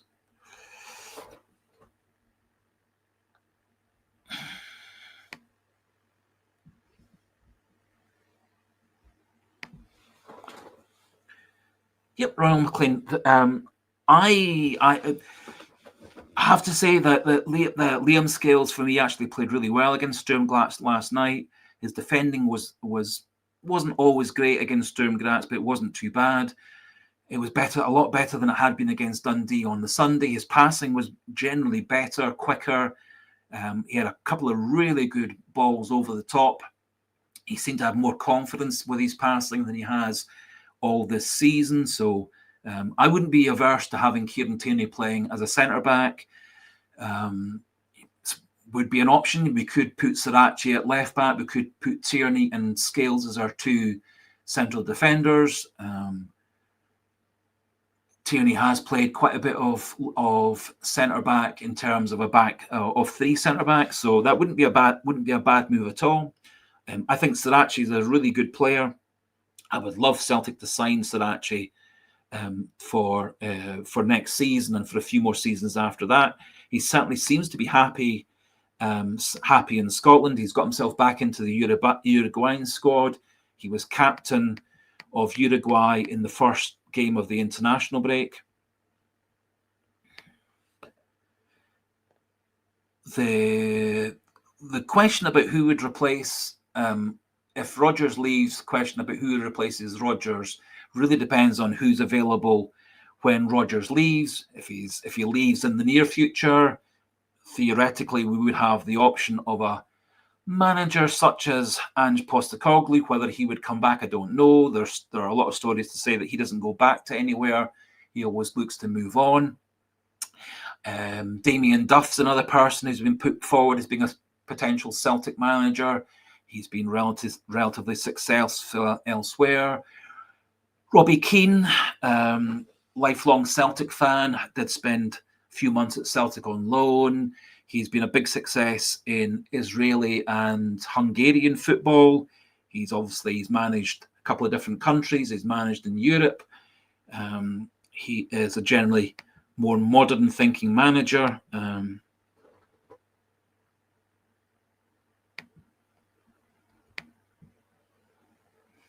I would personally quite like not to be the manager, but maybe come back as the assistant manager, a Scott Brown with a more experienced main head coach manager above him, looking sort of preparing Scott Brown to be a Celtic manager in 3 to 5 years' time. Don't think that Scott Brown has enough experience to be a Celtic manager straight away. Although, having said that, Neil Lennon stepped in as a very inexperienced manager, delivered a lot of success for Celtic.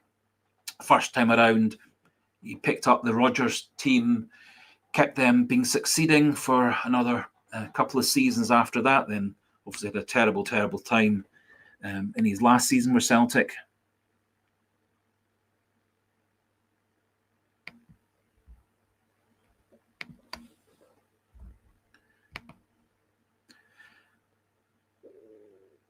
It's not that I don't back Brendan Rodgers. I wish him all success. You can back people. You can say that he's been a big deliverer of success for Celtic, but still not like him as a person. I don't like Brendan Rodgers as a person. Partly maybe that's skewed by the fact that in his first spell with Celtic, he deserted the team that was being really successful. It was on course for a treble.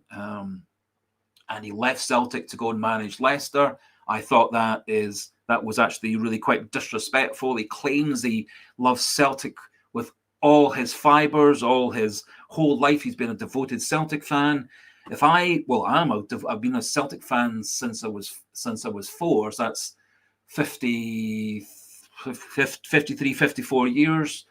If I had the option if I was a Celtic manager and people wanted me to carry on being Celtic manager, I would be Celtic manager all my life until I died, if people would have me. That was the case with Brendan Rodgers' first time around. Nobody wanted Brendan Rodgers out the first time around. If Rodgers had been given a 3-year, 5-year contract in season 3 the first time around, nobody was wanting him out. He chose to leave Celtic. He chose to leave Celtic a really, really bad time.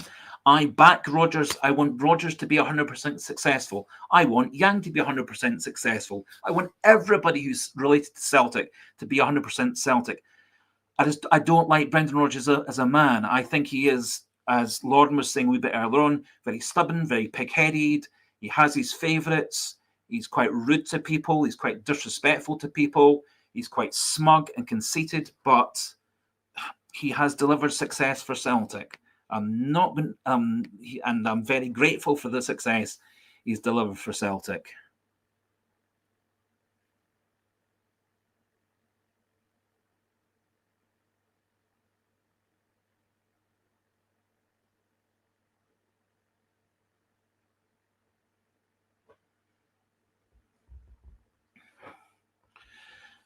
And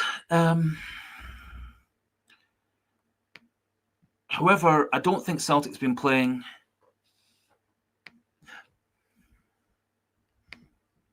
Sorry. Why don't I? Well, without wishing to go over old ground, I think the transfer window that we've not done very well in recently is multifactorial. We gave Brendan Rodgers a lot of money last summer.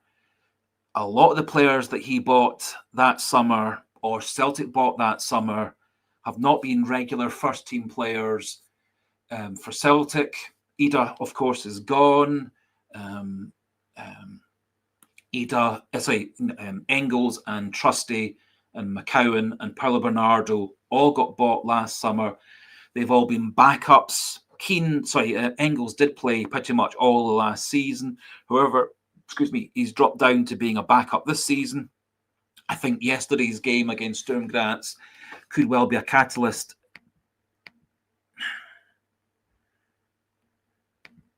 Well, you've said a few times, Eddie, that's history. Well, yes, but history is the whole reason that when you're at school you learn history is because you see what happened in the past and you don't make the same mistakes again.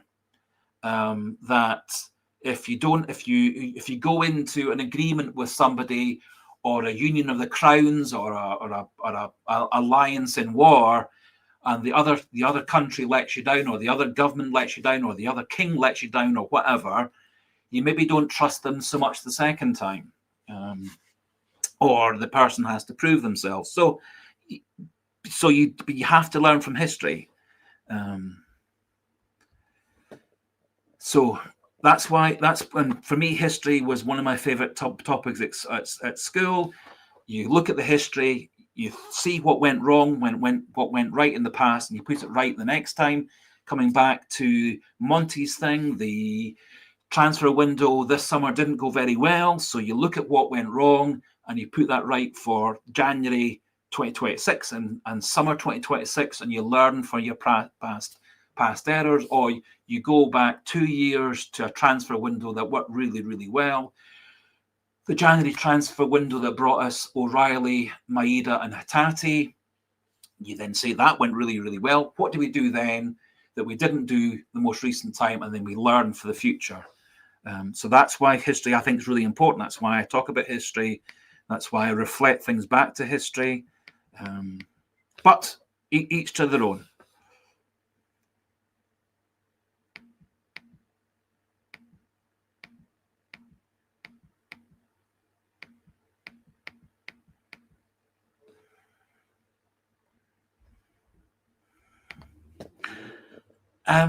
If we're talking first time around, Rodgers got to bring in a lot of players in his final season. A lot of the players that he brought in were some really terrible players. Whether that was his fault, whether that was the club's fault, goodness only knows. But he was given he was allowed to bring in a lot of players in his last season. Also, if we look at Rodgers' career at other clubs, his third season at Liverpool and the third season at Leicester weren't good. He got sacked in season 4 by Leicester, got sacked in season 4 by Liverpool. if we look at his, I know that again this is history, and Eddie doesn't like talking about history, but if you look at Rodgers at other clubs, year 3 has not been so good. Year 4 has been, he gets sacked in season 4. So maybe Rodgers has a difficulty in keeping teams fresh and turning over. Maybe his player recruitment's not as good as it is with other managers. I don't know. But just my opinion.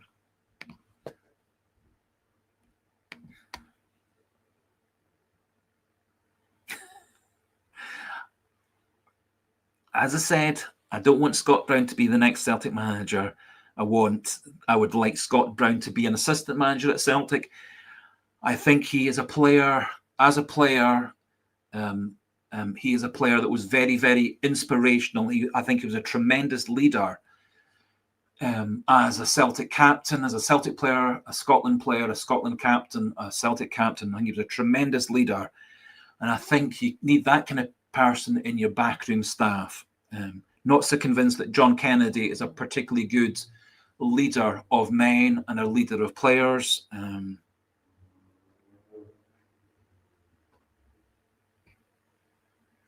So I would like Scott Brown to be the assistant manager at Celtic rather than the manager at Celtic.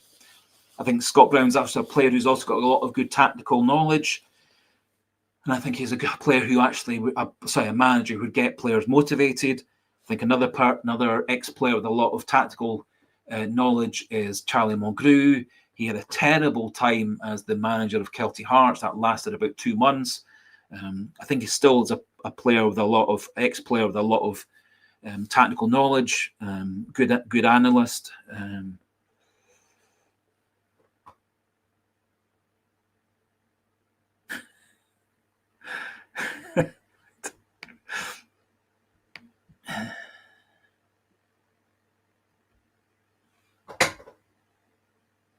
Yes.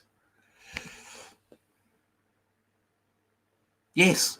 That's all I'm saying, Eddie, is if Rodgers says that he is a lifelong devoted Celtic fan, I think anybody who's a lifelong Celtic devoted fan, and that's your ultimate goal, you would want to be a Celtic manager for the rest of your life. You wouldn't be looking to pastures new, to greener grass, etc. But I'm not claiming to be a bigger Celtic fan than anybody. I'm just saying that if I was given an opportunity to do anything for Celtic, I would jump at it. I would give up everything and do whatever Celtic wanted me to do, and keep on doing it for as long as they wanted me to do it.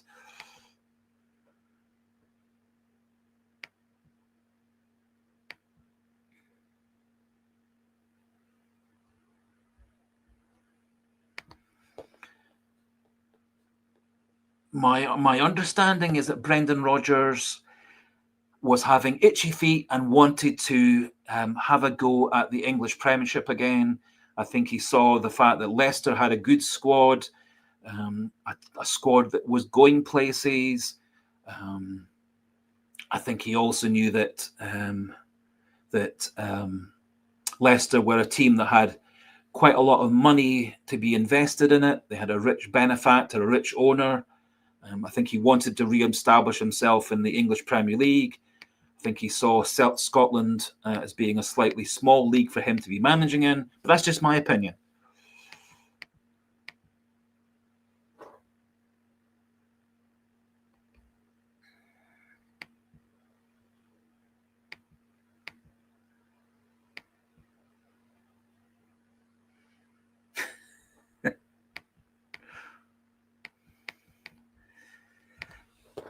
Monty, the best thing to do is, I don't know why Brendan Rodgers left. You'd have to ask Brendan Rodgers. I don't know why he left. I've said my opinion was that Rodgers was looking to re-establish himself in the English Premier League, that he didn't see Celtic as being a long-term option for him. He wanted to go back to the English Premier League.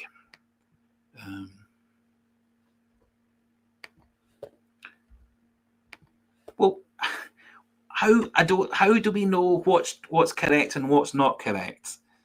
I'm only giving my opinion. You're giving your opinion. I'm giving my opinion. Brendan Rodgers might say one thing. You might say another thing. Another person might say a fourth thing, a third thing.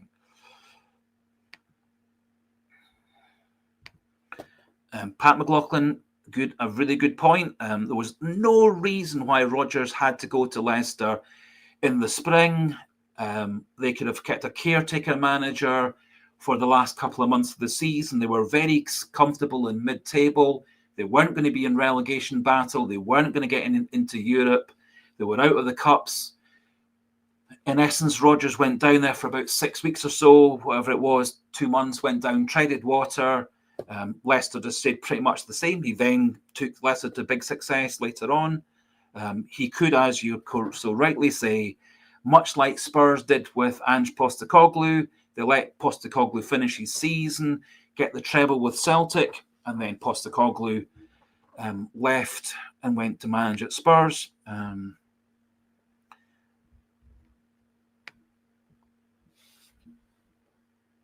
Rodgers clearly wanted out of Celtic for one reason or another.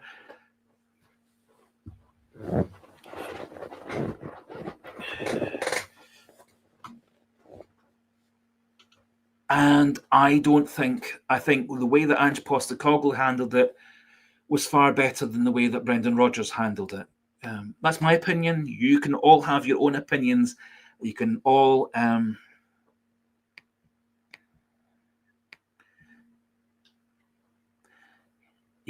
your own opinions. That's my opinion.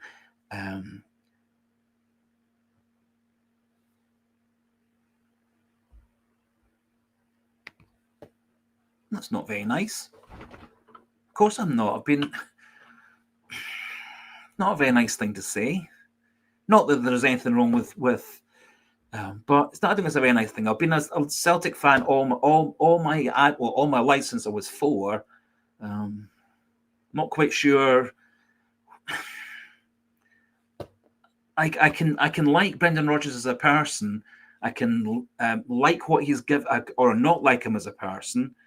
That doesn't actually really change him terribly much as a manager. I don't think a lot of people who played for Alex Ferguson liked him as a human being. He was a pretty hard person to cope with as your manager. He seems to be a tremendously loyal friend if you're his friend. But Alex Ferguson delivered an awful lot of success for Aberdeen and an awful lot of success for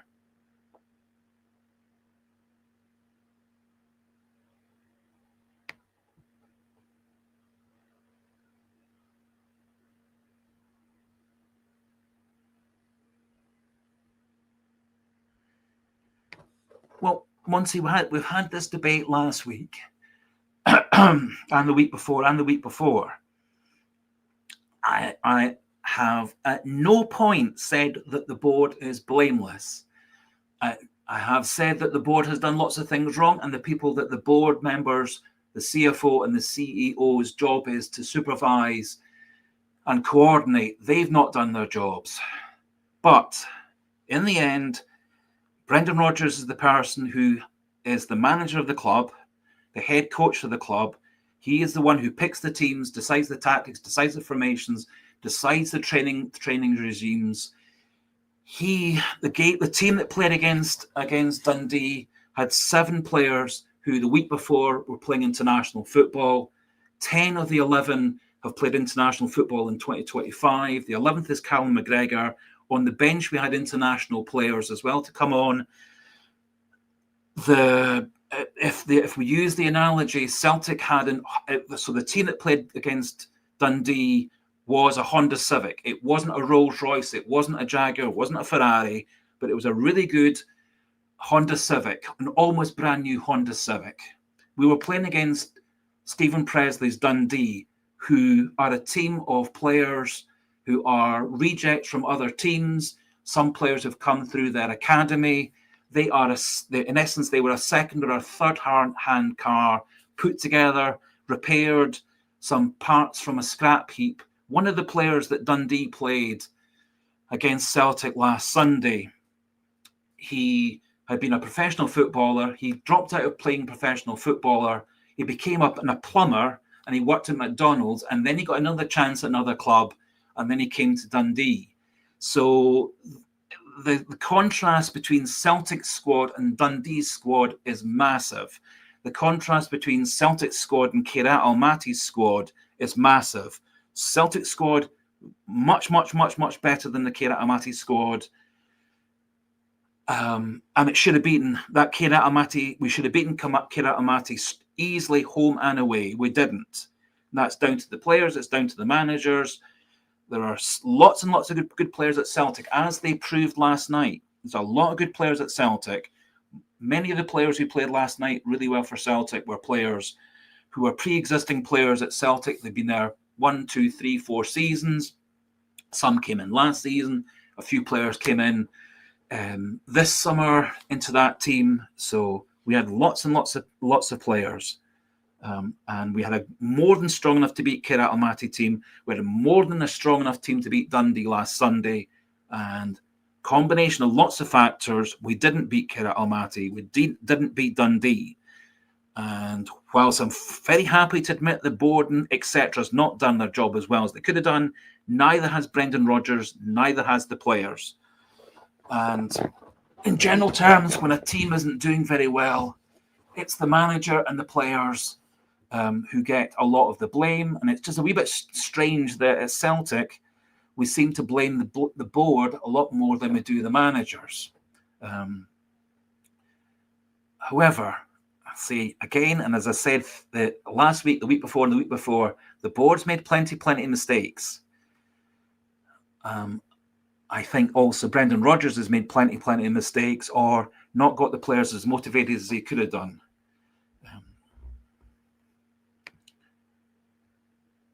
The other thing to say is, Monty, I understand, having watched football for 54, 55 years, I understand a lot better what players do and what managers do with modern day boards and modern day executives and chief financial officers, etc. I don't actually understand quite so much what they do and what they don't do.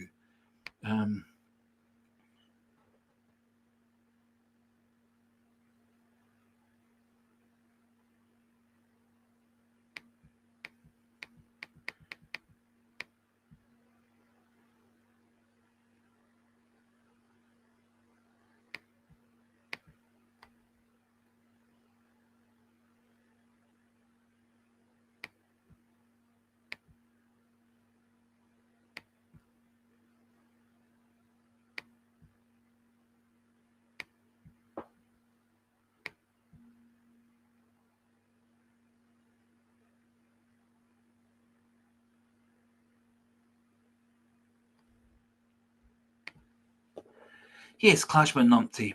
I think the manager's job is to manage the team. He's there to pick the team. He's there to decide the tactics, the formations. And I've not been happy with the way that Celtic's been playing.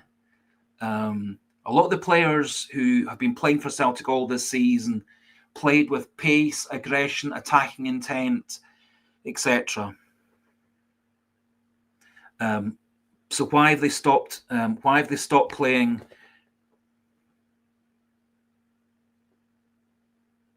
Okay, well, I'm sorry you don't accept my criticism of Brendan Rodgers, but I reserve the right to criticise Brendan Rodgers if I want to criticise Brendan Rodgers. And it's not as if I'm the only person criticising Brendan Rodgers. There are hundreds of thousands of Celtic fans criticising Brendan Rodgers.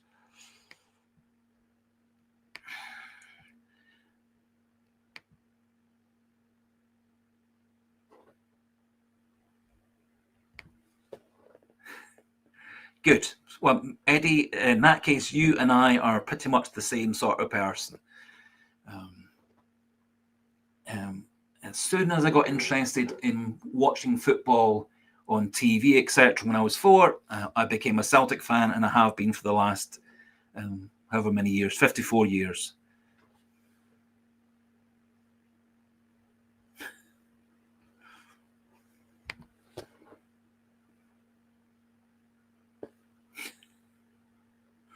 Okay.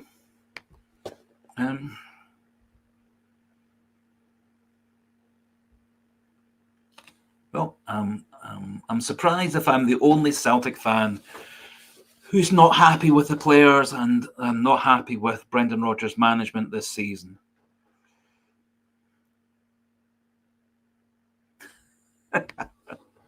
Yes, I'm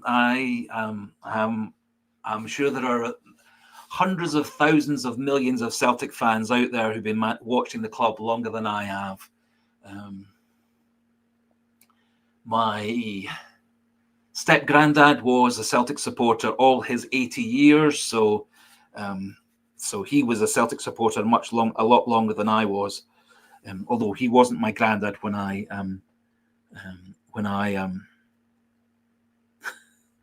well, okay, well, in essence, I did become a Celtic fan.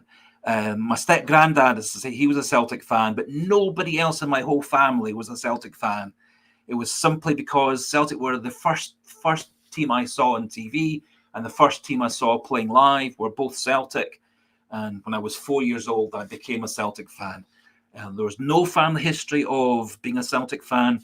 There was no religious reason for me to be a Celtic fan. It simply was they were the first team I saw on TV and the first team I saw live. And I was lucky enough to meet Kenny Dalglish at a Celtic against Queen's Park match.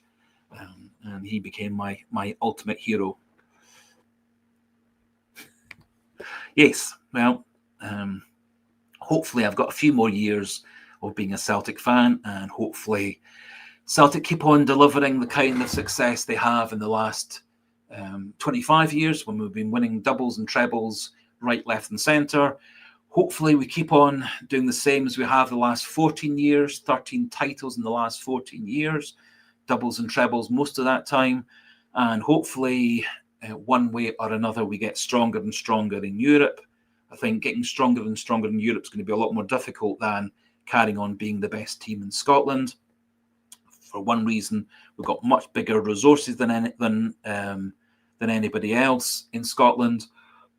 That's partly due to the very good financial management behind the scenes. It means that Celtic have tons and tons of money, which means Celtic this season, having dropped out of the Champions League, we've got lots and lots of money to buy players if we need to, and also reward players with bigger and better contracts. It means we've got also the extra money to fund the big contracts we gave a lot of our players, such as McGregor, Carter-Vickers, Jota, Tierney, Maeda, Hatate, etc. Our wage bill last season, this season, and next season is way bigger than it's ever been before. And so it's a good job we've actually got a bit of money in the bank spare to cope with the fact that this year we're going to be 20-30 million pounds down, possibly a bit more depending on how the merchandising etc goes.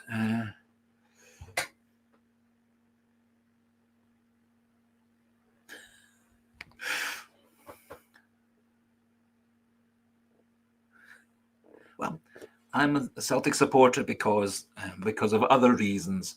A lot of people are Celtic supporters because of their family history, etc. Simply for me, it was the green and white strip and seeing Kenny Dalglish in the flesh. There were two of the reasons for becoming a Celtic fan. Yes.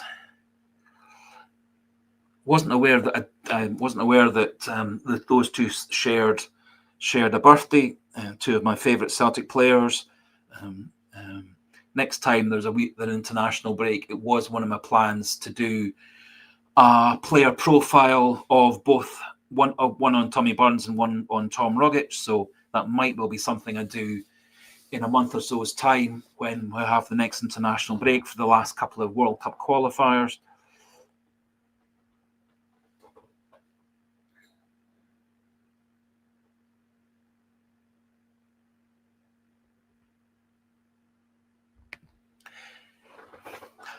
Clashman Numpty, I take your point. I think it's very well made. I think my personal opinion would be that Celtic had been when we appointed Ange Postecoglou, I think we made good progress under Postecoglou season 1. That increased in season 2. It pretty much stayed stable in Rodgers' first season. Celtic's definitely moved on in his second season, last season.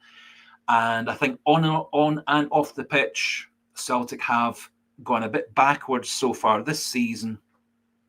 But, and so I fully accept your point, Celtic have not progressed this year like I wanted them to do, like everybody's wanted them to do. I think there's quite a lot of different factors with that. I think the underperformance of the board, the underperformance by the scouting team, the underperformance by the recruitment team, and for me, an underperformance by the coaching, management, and playing team as well. I think there's been a multifactorial, and I think all those things play into each other. I think one thing leads to the other, leads to the other, leads to the other. It's like this sort of vicious circle type of thing, where failings here leads to failings there, to failings there, to failings there, to failings there, and it all goes round and round in circles and spirals down and down and down.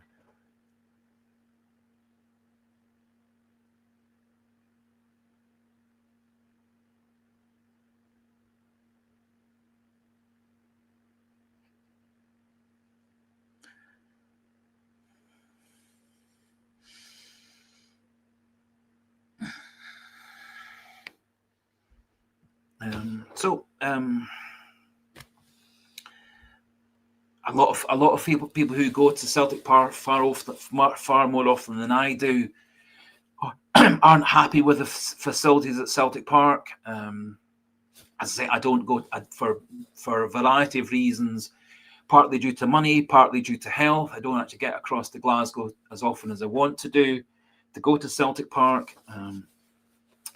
That there have supposedly been some improvements to Celtic Park. £7-8 million were spent on Celtic Park in terms of renovations over the last summer. I don't know exactly what those were, but supposedly, according to the accounts, £7 or £8 million were put into summer improvements during the summer to Celtic Park. There are plans to improve the Wi-Fi, improve the toilets, improve fan comfort, a variety of things. There doesn't seem to be now a plan to expand the capacity at Celtic Park past the 60-odd thousand that we are at the moment.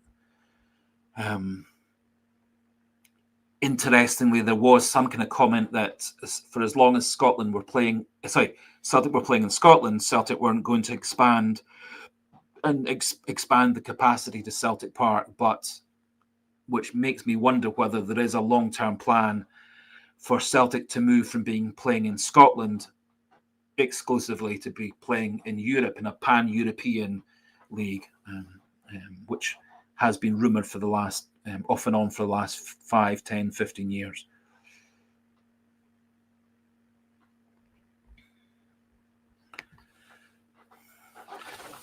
Good question, Clashman Numpty. My personal feeling and hope with Celtic is that the game against Sturm Graz last night was a catalyst, the thing that kickstarts the season, that Celtic go from strength to strength, keep on improving, play with confidence, play with the same sort of pace. I think part of it also was that obviously the players who've come in over the summer, be it the Negrins and the Tierneys, who came in nice and early, or the ones like Chinyecki and Balakwisha and Iheanacho when who all came in a bit later. I think it all takes time for all these players to bed down, to get used to their teammates, used to the tactics, used to the training. For the ones who are coming from abroad, getting used to the language, the different culture, being away from friends and family, setting up a new house or flat or hotel or whatever it is. So my personal feeling was at the start of the season is that Celtic would at least win the double, if not the treble, and make. And I still think Celtic are by far the best team in Scotland. I think we've got, even with the disappointing transfer window, I think Celtic's got still the best players in Scotland. I don't think there's a single player in the Hearts team who would get into the Celtics team. I don't think there are many players in any other team in Scotland who would kick out a player who's in the Celtic team for that reason. But I also think we've got quite a lot of strength and depth. We've got 3 really good right backs. We've got several options at left back. We've got several good options at centre back. We've now got several good options in midfield, as long as they're all playing to form. We've got several players who can score goals for us.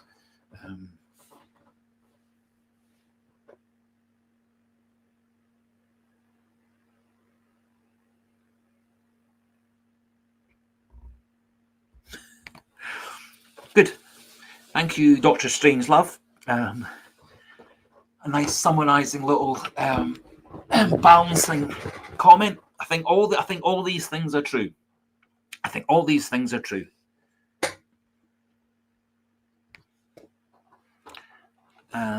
Okay, your opinion is there are lots of players in the Hearts team who would kick out players in the Celtic team. I don't see there being any Hearts player currently who would be a starter for Celtic. I think there are a couple of players who could easily be in a Celtic squad, much the same that Luke McCowan came from Dundee, came to Celtic. He's been a good squad player for Celtic. I think there are quite a few other players in Scottish football who could come and be a squad player at Celtic, do a really good job for Celtic. I can't think of anybody at the moment in Scottish football who would be good enough to come in, who'd be good enough to come into Celtic's team and be a starter straight away. Lennon Miller, possibly, but he's now gone off to Italy. I can't honestly think of any player who's currently playing in Scotland who would be good enough to be a Celtic starter and kick out one of Celtic's 11 best players.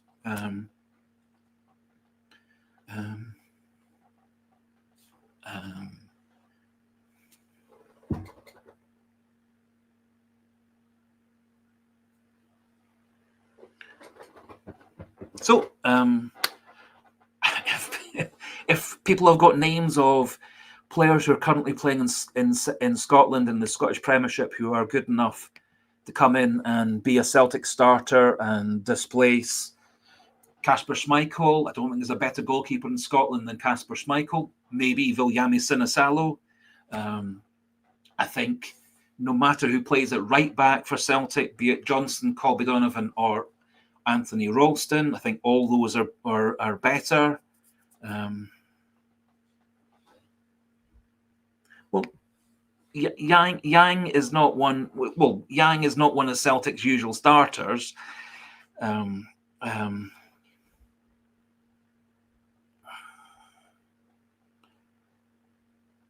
Braga, I see Braga based on in what 9 games for Hearts has done well for Hearts. Whether he can keep on delivering that level of football throughout a whole season, we'll find out.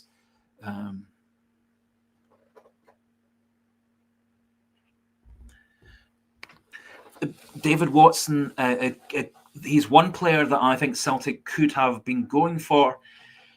According to a story I was reading just yesterday, Watson of Kilmarnock doesn't want to go. He wants to play for Rangers and not for Celtic. He apparently is being lined up for Rangers next summer.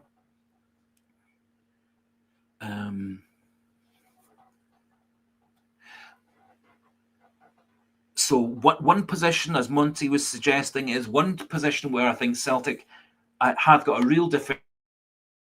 Negrin is going to be an option, an answer at right wing. I don't know. I don't think Negrin plays right wing technically as a right winger, but I think playing him in that role on the right hand side of the front three with a much more free role, which is the role he's played at every other club he's ever played at.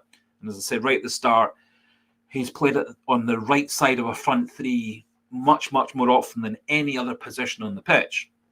I think Negrin is way better than anybody else in that role in Scottish football, as he proved last night, as he proved partly in the game against Livingston, partly in the game against Aberdeen, when he was playing more out wide than central.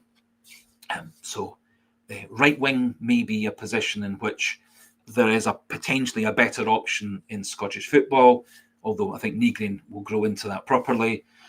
I don't think there are many other top quality strikers in Scottish football at the moment. Iheanacho is another player that I think he probably would still be the best in Scotland.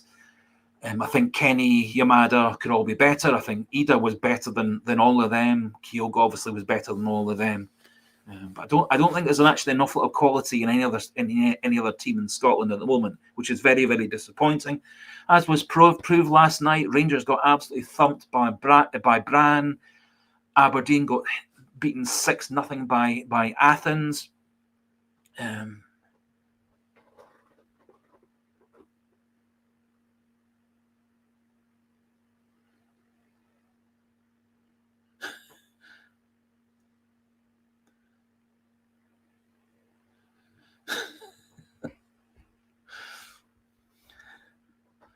Anyway, let's keep all the comments, etc., nice and friendly, nice and respectful. Everybody's entitled to their opinion. If there are people who think the whole Hearts team are good enough to come in and be Celtic starters, we'll find out on Sunday whether Hearts have that real quality.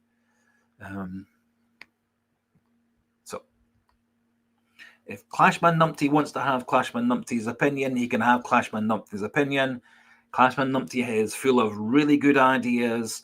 We've had lots of really nice chats in the comments section of videos and other postings on the channel. That person with lots and lots of good ideas, lots and lots of good thoughts, and also a very good sense of humour as well, which I think is very important as a Celtic fan. So, and sometimes one person's joke and one person's humorous thing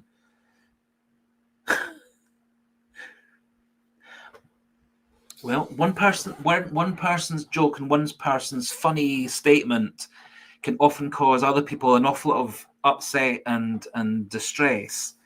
Not everybody's got the same sense of humour. What one person might think is funny or humorous or facetious can actually be really very upsetting for another person.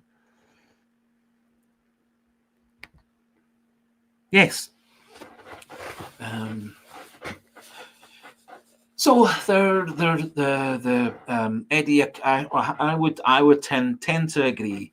Braga has had a good start for Hearts so far this season. They've got some decent defenders. Halkett scored quite a number of goals for them and defended quite well.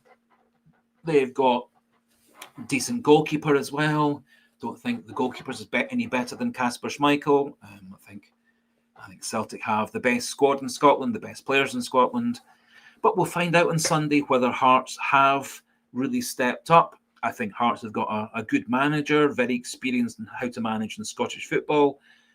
I think he puts together teams very well. So we'll find out whether McInnes or Rodgers is the better manager. Certainly McInnes a few times did get won over Brendan Rodgers as a Celtic manager. We had a couple of very disappointing, poor results at Kilmarnock when McInnes was their manager.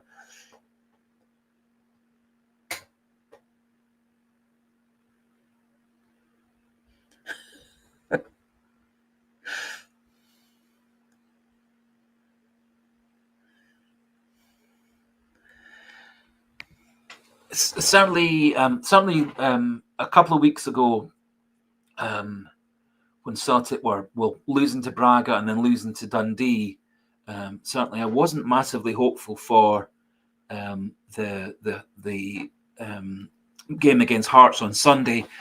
If Celtic kept on playing the way that they had been playing at that point, they have, I think, partly in the game against Motherwell, particularly the game against Sturm Graz, they look much more like the way they normally play, the way they have been playing for much of the last 3 or 4 seasons.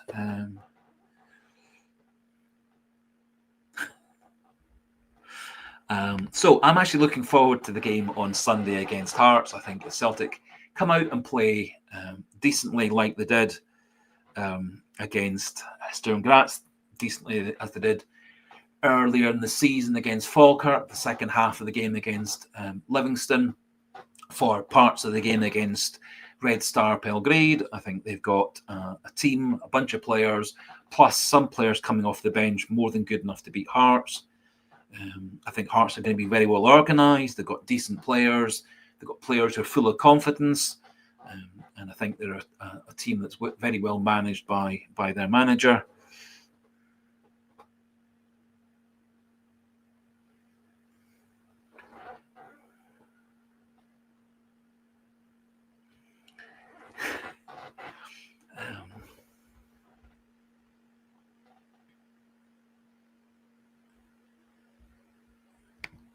Yes, I certainly hope that that the players take a lot of confidence from last night. Hopefully, if everything was down to Brendan Rodgers' brilliant management, brilliant coaching, brilliant tactics, brilliant formation, brilliant adaptation of all the different players, fitting them all into his jigsaw. Hopefully, whatever he did that worked so well last night works just as well against Hearts. And hopefully it all carries on. I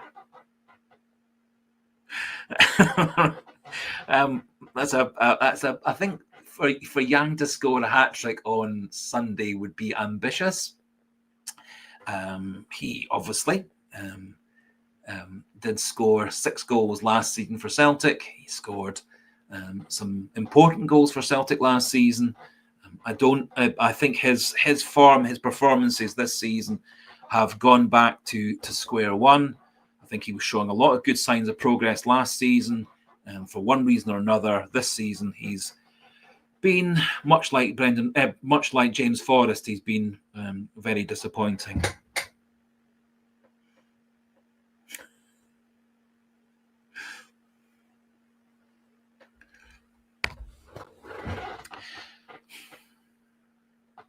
I think the game against Hearts on Sunday is going to be a tight game.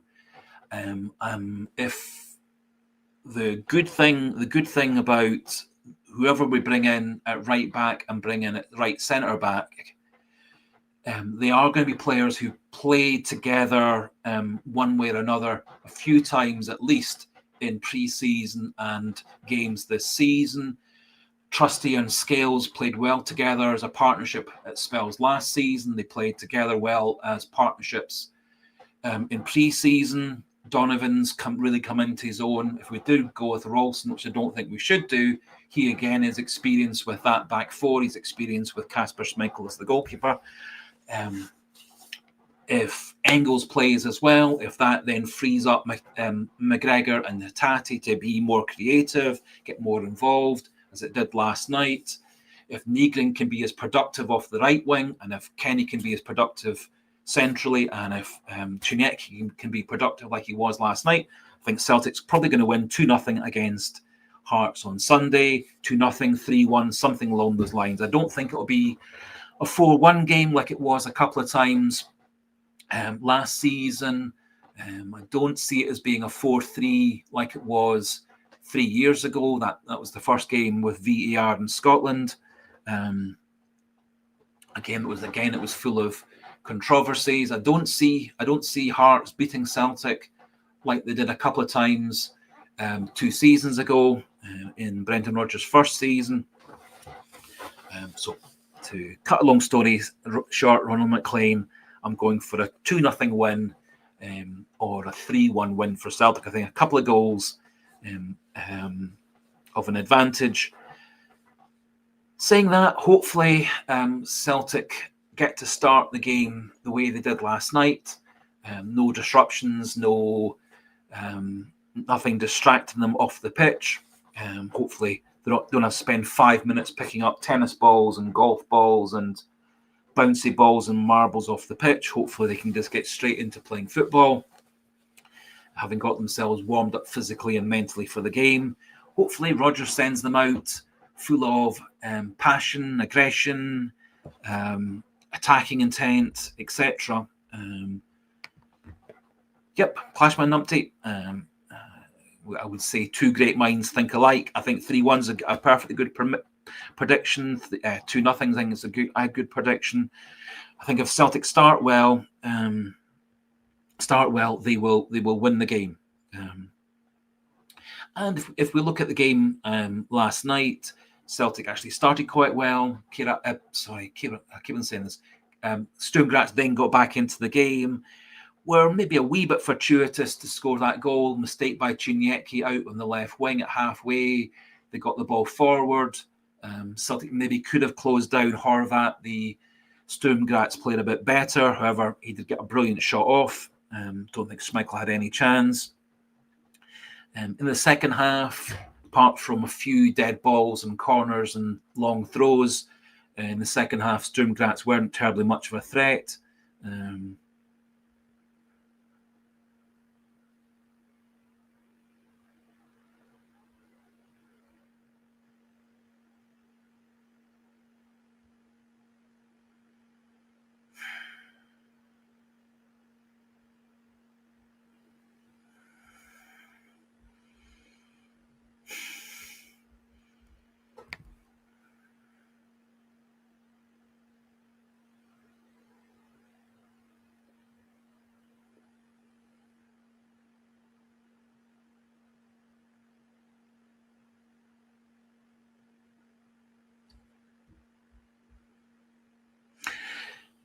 Yes, Joseph Agnew, you're very right. There is quite a long waiting list to be season ticket holders at Celtic. I dare say Celtic probably could expand the stadium another 15,000-20,000. Whether that might start to cause a lot of problems in terms of good angles for viewing, I don't know quite how much of the old stadium you'd have to destroy to add on 15,000-20,000 capacity. I think Celtic certainly could get their stadium to be as big as an Old Trafford or the Emirates or the new Tottenham Hotspur Stadium, etc., or even as big as the renovated Wembley. Quite how long you would have to close down Celtic Park to make the new Celtic Park another 10, 15, 20,000, I don't know. That might also be quite a big factor as to why Celtic at the moment aren't looking to expand their stadium any bigger. I do fully agree that they probably could sell out another 10, 15, 20,000 most weeks at Celtic Park.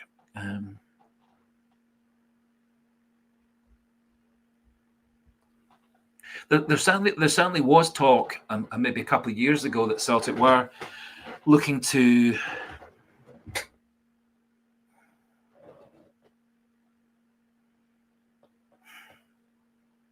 There was talk that Celtic were looking to expand their stadium.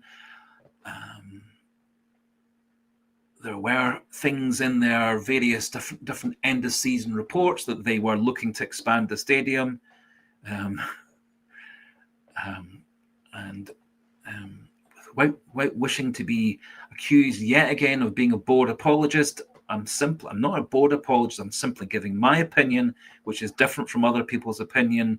And the same as some other people's opinion is I do think it's very much in the interest of everybody who is a shareholder at Celtic, be it Dermot Desmond, Peter Lawwell, Michael Nicholson, etc. It's very much in their interests for Celtic to be as big a club as possible, to be as big as possible in terms of winning things, making money, global reach in terms of fans, merchandising, TV deals, etc., is very much in everybody who is a shareholder or an investor in Celtic, for Celtic to be as successful as possible. And for that reason, if expanding the stadium another 10, 15, 20,000 makes Celtic a bigger and better and richer club, that's very much what the executives and the board members, be it non-executive or executives, would want to do, because it makes Celtic more and more rich, more and more successful, and makes them more and more money in terms of their shares and their dividends, etc.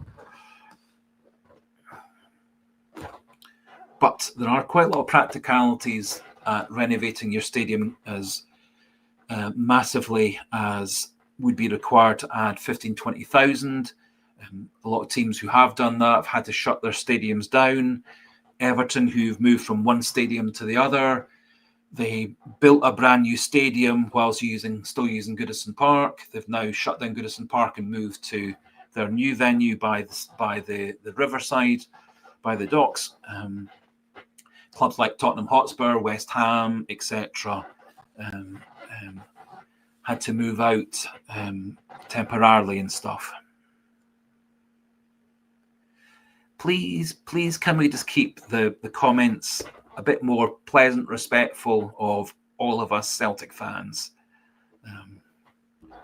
This is supposed to be a friendly, respectful way for all Celtic fans, no matter what their opinions, to share their opinions in a non-judgmental, respectful way. It's not really supposed to be a way to insult people or be nasty to people who all support Celtic.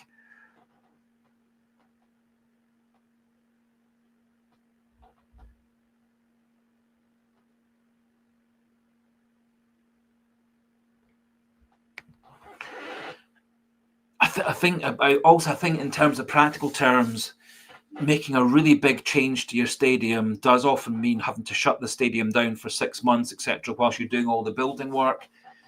Especially this summer, if Celtic were looking to do any kind of building this summer, I think that's going to be kiboshed by the fact that assuming that we win the Scottish League, which is what I fully expect, Celtic are going to be involved very, very early in terms of Champions League qualifiers, probably coming back, much like was the case with Brendan Rodgers when he came back the first time. His first ever game was against Lincoln Red Imps of Gibraltar, a game actually he lost 1-0. Happily, we won through the next game at Celtic Park against the champions Gibraltar. I don't think we'll be quite involved that early in the Champions League qualifiers, but I can see us fully coming in the second round, rather than the fourth round as it was this year. So I don't think we'll actually have very much time, if any time at all, to renovate the stadium. The other problem we're going to be is that we are quite a lot of our players potentially are going to be away at the World Cup in America, Canada, and Mexico. Chinyeki's already qualified with Tunisia. The Japanese players, if we still have any of the Japanese players at that point, they've qualified. The very, very strong likelihood that Denmark and or Scotland will be there. So there will be quite a lot of Celtic players who will be playing one way, and Alison Johnson, obviously, of Canada. Possibly Carter Vickers, possibly Trusty will be there as well. Their countries obviously are already pre-qualified for the World Cup. So again, that might cause a lot of problems in terms of pre-season training and having to play early Champions League qualifiers. And that quite a lot of the players might still be hungover from having played the World Cup finals in North America.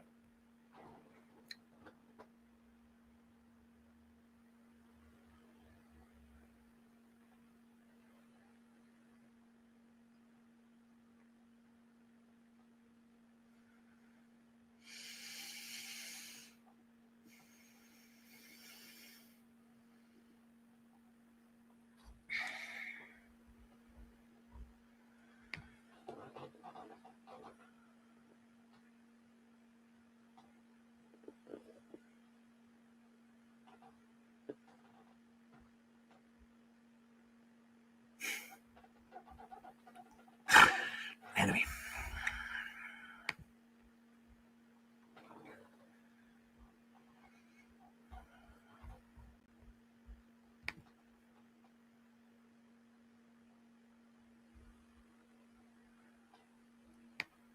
Just be a wee second.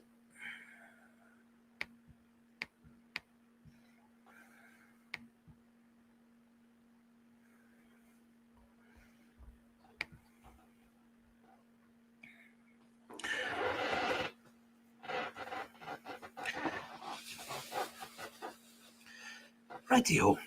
So both me and Clashman Numpty are thinking a 3-1 win for Celtic against Hearts on Sunday. Is anybody not that optimistic? Do people think that Hearts are going to beat us on Sunday? Maybe some people have watched Hearts more this season than I have. All the time I've seen Hearts, it's been extended highlights on Sky and BBC, etc.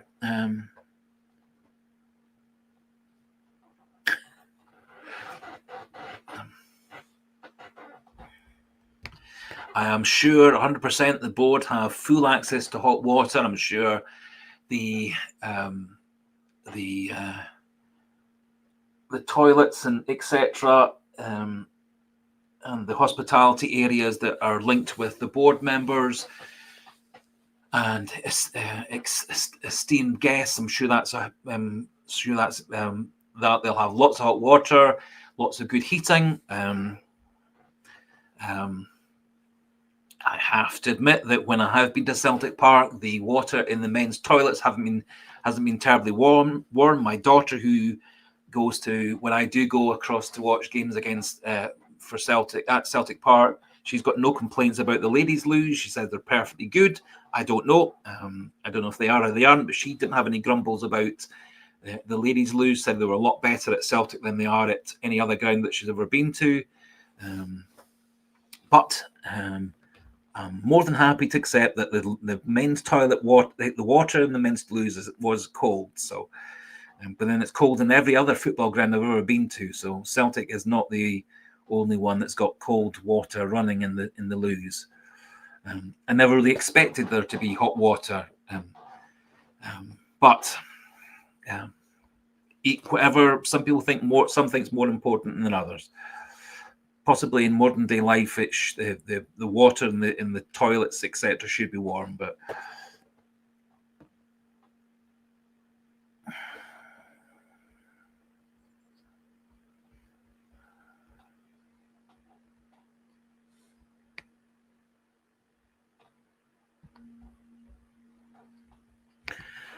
oops, just be a wee second. There we are. Yep. Hi, hello to you as well, Typhoon McFlustery. Really interesting name. Nice for you to join us from all the way from Greece. One of the nice things about the David 67 channel is we do have viewers, subscribers, contributors from all over.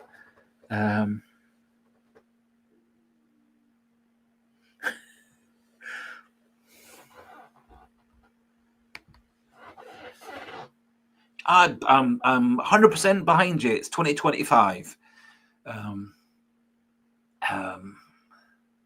I suppose it's not an important thing for me at all, but for some people it is terribly important.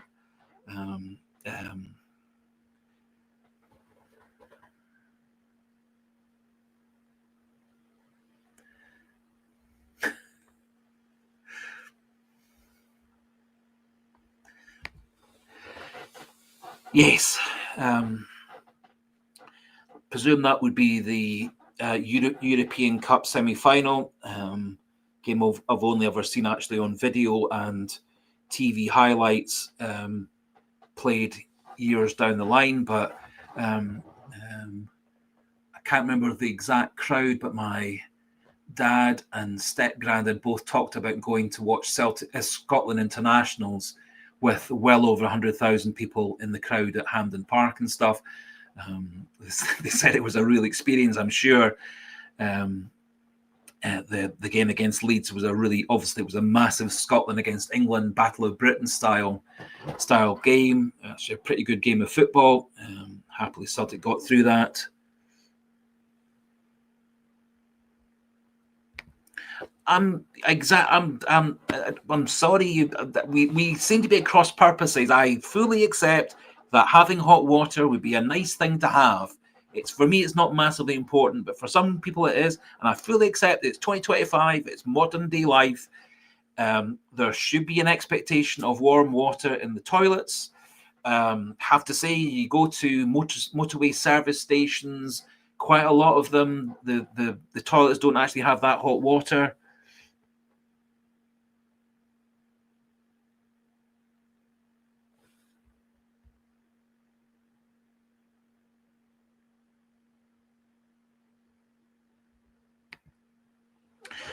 That's an interesting point.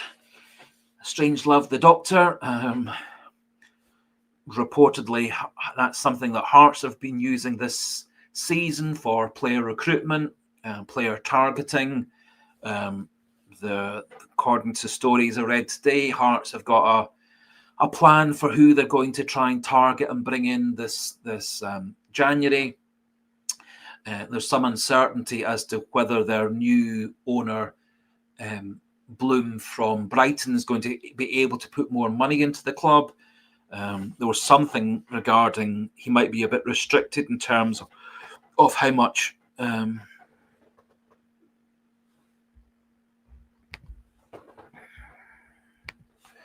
ultimately the people who are responsible for the stadium facilities will be Michael Nicholson, the chief executive officer. Obviously, there'll be a stadium manager. I don't know who the stadium manager is. There will be people whose job it is for doing all the stuff regarding the ground. In the end, it is Michael Nicholson's job as the chief executive officer. He is pretty much responsible for nearly everything in terms of running the club. The chief financial officer, he's involved for a lot of other things in terms of running the club. So in essence, it's down to the CEO and the CFO. They're in charge of absolutely everything. They are the ultimate people. They are board members, but they're paid to be on the board. The other people on the board, they get any money they get comes through their shares and through their dividends. So the answer to that question would be it is Michael Nicholson's fault. Michael Nicholson is the one who the buck stops with.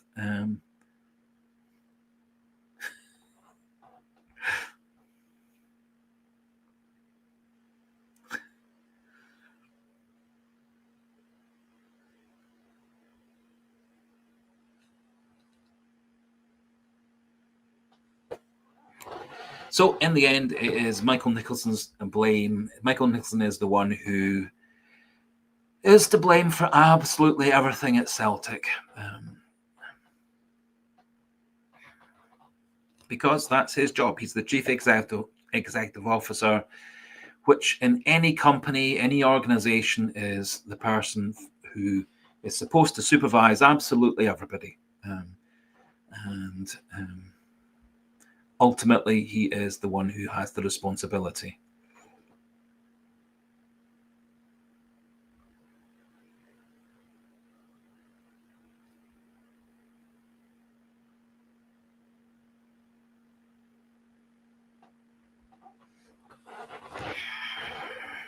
I think we're getting a wee bit off track as well. I think maybe let's get back to the game against Hearts at the weekend.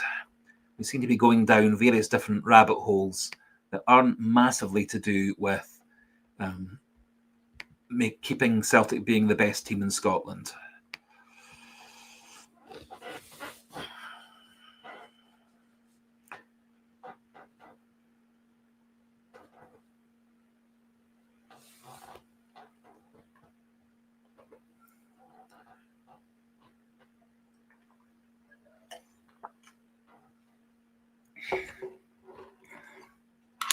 So are there any particular players you've been watching, be it in England and European football, any other football that you watch on the TV, that you want to see Celtic try and bring in during the winter transfer break in January? One of the problems obviously is not a lot of people want to come and play football in Scotland at the moment.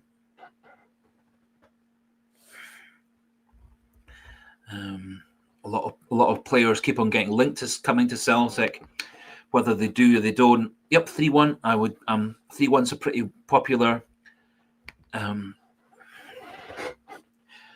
I personally would be very happy to see Sinisalo get into the team pretty much straight away. Kasper Schmeichel's contract is up at the end of this season. I have a funny feeling that, assuming that Denmark do go to the World Cup in America, Mexico, and Canada, that he might well choose to retire after the World Cup in the summer. He, as I say, his contract runs out with Celtic at the start of June of 2026. I don't think he is looking to stay at Celtic any longer after that. I think he, much like Joe Hart, would have a very good career in the media. Not sure whether he would prefer to go into management. I could certainly see him being a football pundit on Sky, BBC, etc. So I would like to see Sinisalo in the team pretty much straight away. I think he is more than good enough to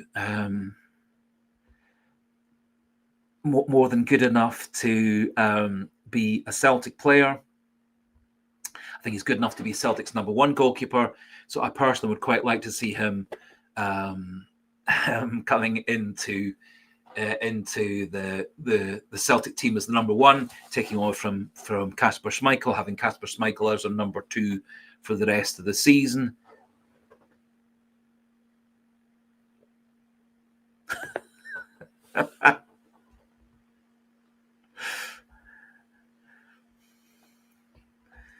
So, Eddie, you raised the possibility of John McGinn coming to Celtic. We had this debate previously. There were some disagreements regarding what was the real story or not real story regarding John McGinn coming to Celtic in Brendan Rodgers' first time with Celtic manager.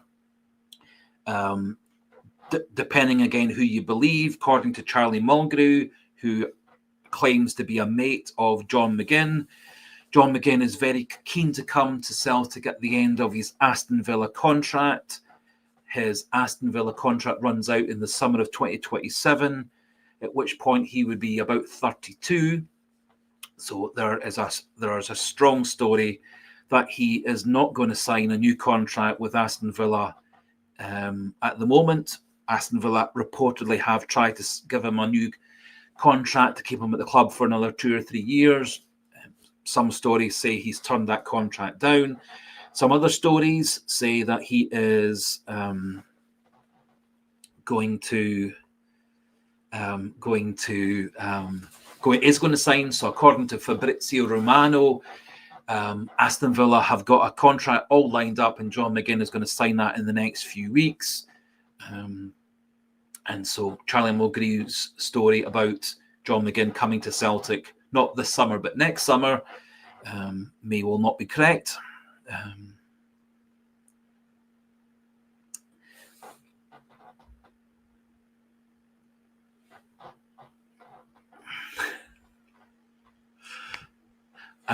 Well, it'd be an interesting option of using Sinisalo as a midfielder, Clashman Numpty.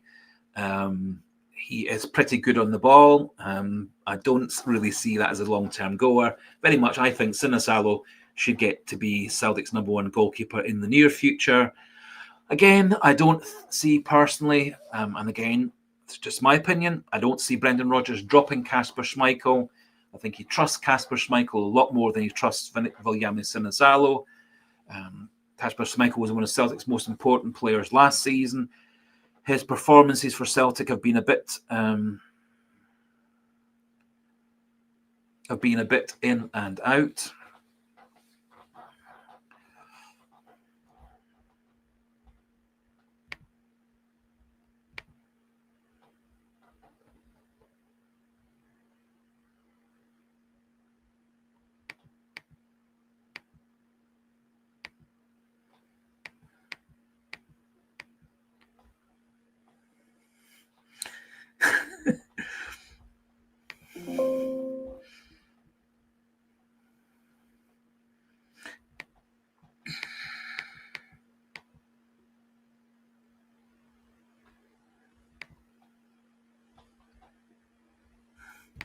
Yes, Kasper Schmeichel. Well, his performances have been a bit in and out. He's had some decent games. He's had some poor games. He was very much obviously at fault for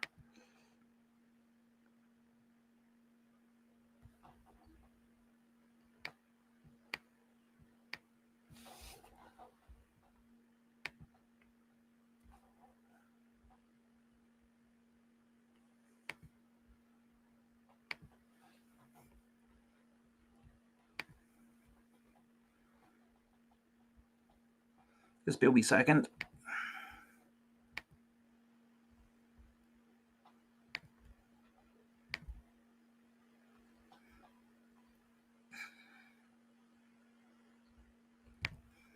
Yes, I think if Brendan Rodgers doesn't play Arnie Engels on Sunday, there should be a steward's inquiry. I think very much Celtic should go in with the same starting 11 on Sunday as they did against Sturm Graz last night. Apart from obviously we need to replace 3 players.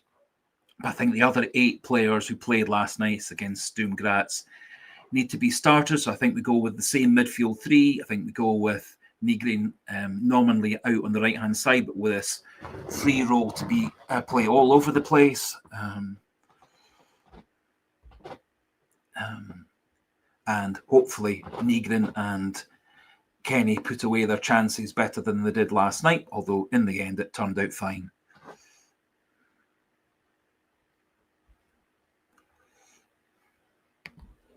I thought the goal against Braga wasn't that the other side? I can't remember. Certainly the goal against Sturm Graz last night was to his right. Don't think he's got a particular problem going to his right. He did make a really good save in the Braga match, diving to his right. He did make a good save from the direct free kick at the start of the second half against Sturm Graz last night. I thought the shot against Braga was the other way, although he was definitely at fault for that one.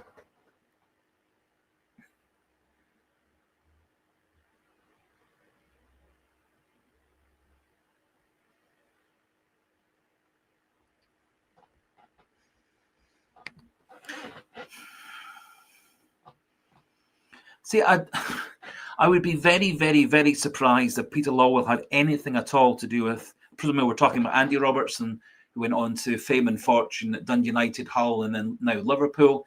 I doubt that Peter Lawwell would have had anything at all to do with letting Andy Robertson leave Celtic as a teenager. I think that would have been down to the academy, B team people, the manager, etc., the coaches. I don't think the chief executive officer, as he was at that point, I wouldn't have thought he would have had any input at all as to who got contracts and who didn't get contracts.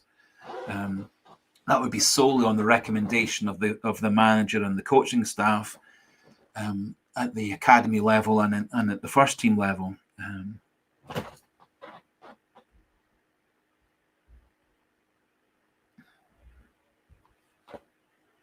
So my thoughts for the team on Sunday, which we talked a wee bit earlier on, but I think before you joined us, Clashman Numpty, would be Schmeichel in goals, just simply because that's who Brendan Rodgers has as his number one. Hopefully he's going to go with Colby Donovan at right back, Trusty or Murray at right centre back. I would go for Trusty, Scales, then Tierney, McGregor, Hattati and Engels. Then up front, Chinecki on the left, Nygren on the right, although in a free role and playing through the middle, Johnny Kenny.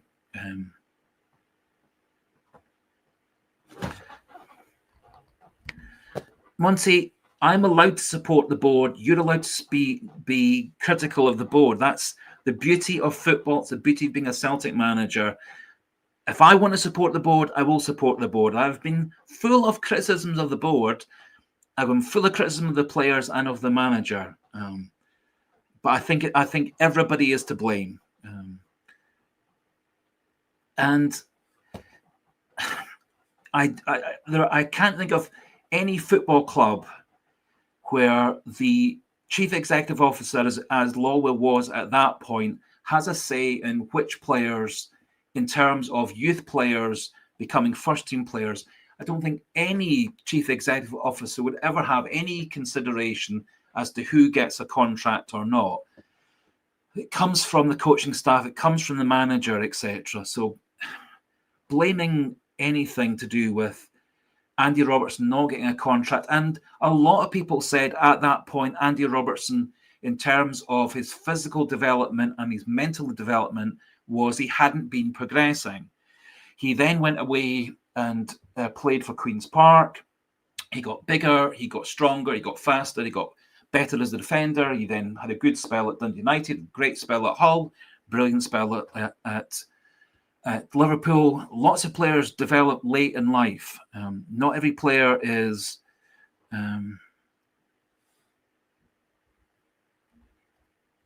Yes, thank you, Typhon McFluster. I'm entitled to their opinions. Other people are entitled to their opinions. I just don't think it's really nice constantly criticising people for giving their honest, truthful opinion that they are basing on their own analysis. I don't see whether anybody else's opinion is right or wrong. Everybody's got an opinion. Everybody's opinion is right. All I try and do is give my opinion and say why I think my opinion is. And I don't, it gets a wee bit repetitive if we are constantly criticising each other and making it's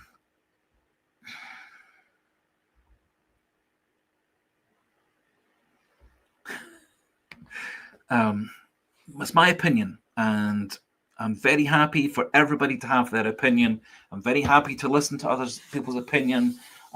Happy when needed to change my opinion if somebody gives me a really good, strong argument with lots of evidence and lots of justification.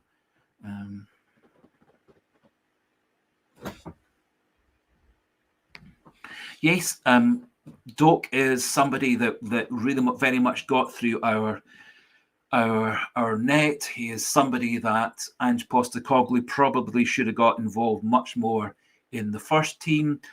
Towards the end of Doak's time at Celtic, Postecoglou did get him on the bench for some time.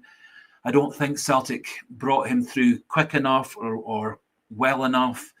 Again, I don't think Celtic are doing as well as they should be in terms of bringing players through. I think there is quite a lot of good sense in what Celtic are doing with Sean Maloney being the sort of liaison person to try and bridge the gap between the academy and the B team and the first team, getting the players to go out on meaningful, good loans. I think that's productive.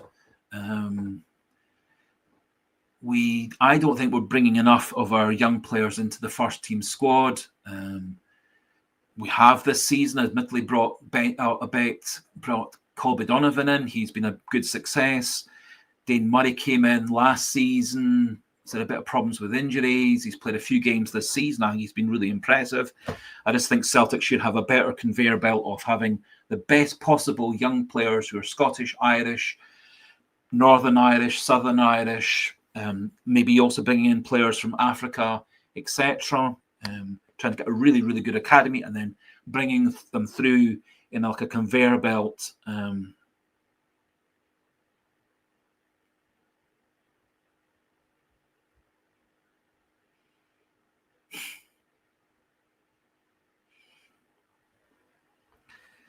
And the bringing through of young players comes down to the people who are in charge of the academy, the coaches in charge of the academy. It's in charge people like Paul Tidsdale.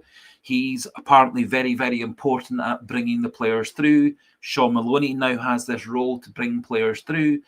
In the end, who plays in the first team squad, who gets called up for first team training, comes down to Brendan Rodgers, John Kennedy, etc.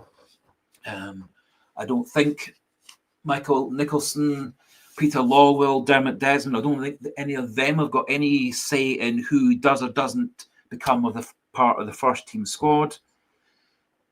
And I think it's been a problem of lots of Celtic managers over recent years of not bringing players, buying players in from other teams rather than developing their own players. I don't think Celtic are as good as they should be in developing their own players.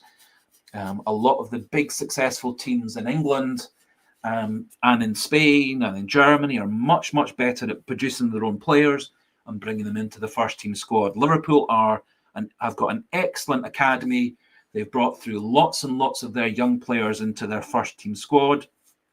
They've done a good job of recruiting players from all around of Europe and all around of the United Kingdom. They've brought players through, like obviously Trent Alexander-Arnold. They brought through the young Irish guy, Bradley, Owen Beck, etc.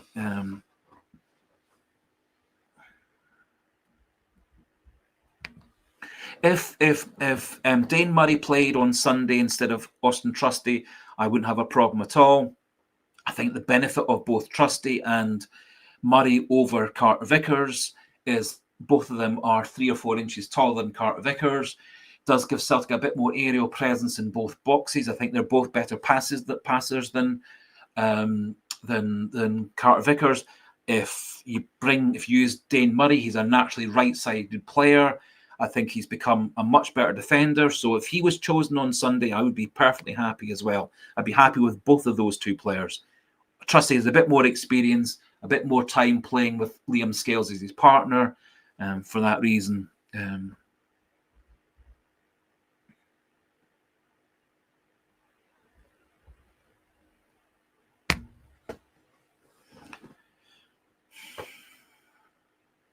I think personally, it probably isn't practically possible. But I think if Celtic's B team were playing in some form of league with the equivalent teams from Man City, Liverpool, Arsenal, Chelsea, etc., so some kind of British under-21 league type of thing, I think that would be a really, really good option. I think Celtic playing in the equivalent of the under-19 Champions League, which we did last season and the season before, I think that's a good option. I'm not massively convinced playing in the Lowland League is really going to progress these players as well as it should do. They're not doing at all well this year in the various competitions that they are playing in. They actually did a bit better last year. In the equivalent competitions, they've not done at all well this year. And I do think Celtic should be doing a far better job of getting good young players into the academy and bringing them through little by little into the first team. When I first started supporting Celtic in the 70s and into the 80s, Celtic were very, very good at developing their own players, bringing their own players through, bringing in a few young players along with experienced players, bringing in the Dalglishs, McGrains, the Connolleys, whilst Johnston, McNeil, Lennox, etc. were still in the side. And I think that really helps. So I'm not saying Celtic should bring in lots and lots of their young players straight away, but I do think, much like Alex Ferguson did when he brought in Giggs and Beckham and Butt and Scholes and the two Nevilles, he also had really experienced players like Steve Bruce, Peter Schmeichel, Gary Pallister, Paul Ince, and so on. So I think you do need to bring those people through. I think personally that the B team, the academy team, should be playing at as high a level as possible. Some European leagues allow the equivalent team to play in the lower divisions of the national leagues.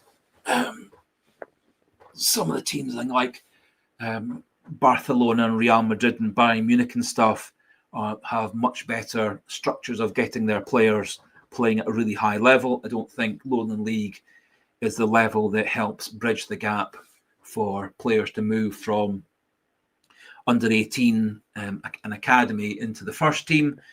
I think Celtic should be doing a far better job of sending their young players away on loan. I think we're doing that a wee bit better this last couple of seasons.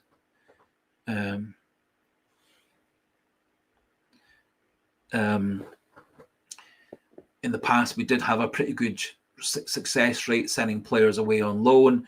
I think the last couple of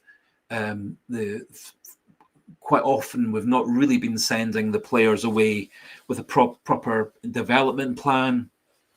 That they're going to get better and better. Callum McGregor really prospered going to Nottingham, Notts County.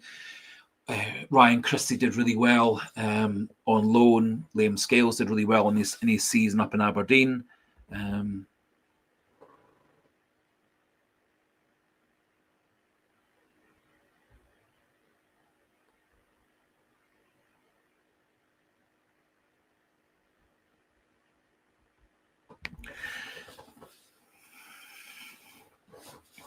Yes, I think in contrast to Alison Johnston, I think Austin Trusty's been training properly with Celtic for about 3 weeks.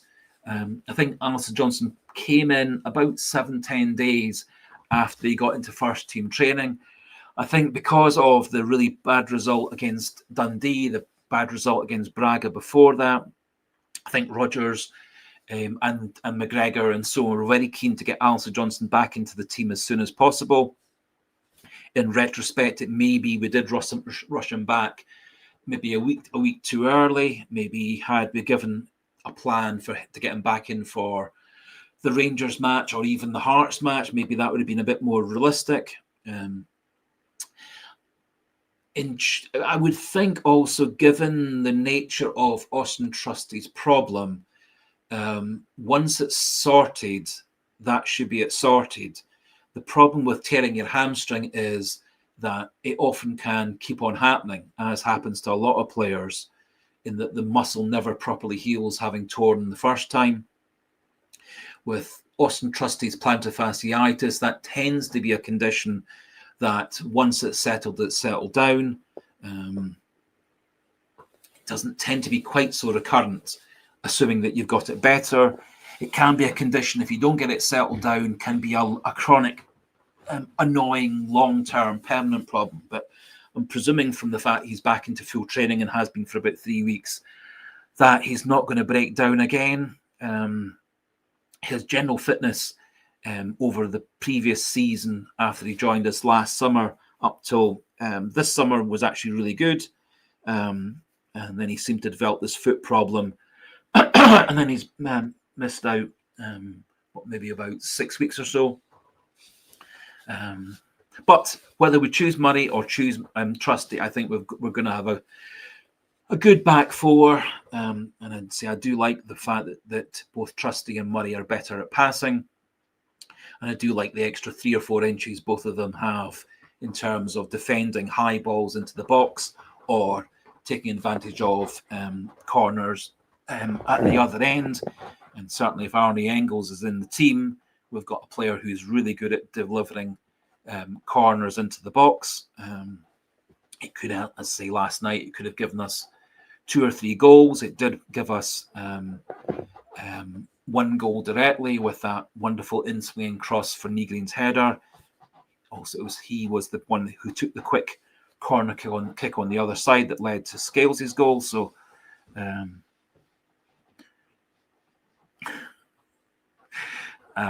so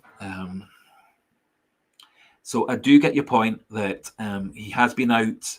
I think he's been back fit and back training for a good 3 weeks. I don't think he's been on the bench a couple of times, but he's never actually got close to being hasn't looked like getting back actually into the team.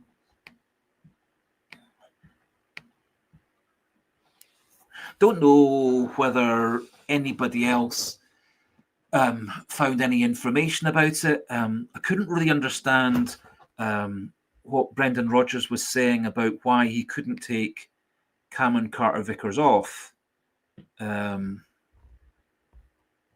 the game. He was talking about that he didn't have any more substitute windows or any more substitutes. But I don't understand it because Sturm Graz changed 1 player at half time and then they made 4 other substitutions during the second half. So I don't really understand why Brendan Rodgers couldn't make any more substitutions after substituting Balakwisha on. Didn't find anything on the internet with my various different searches for information about it. Don't know whether anybody knows that rule better than I do. But it did seem a bit bizarre because, according to the commentary staff, Trusty and Murray were both warming up at one point, but neither of them came on. But I couldn't really find anything in the rules from UEFA or the Europa League or. Right.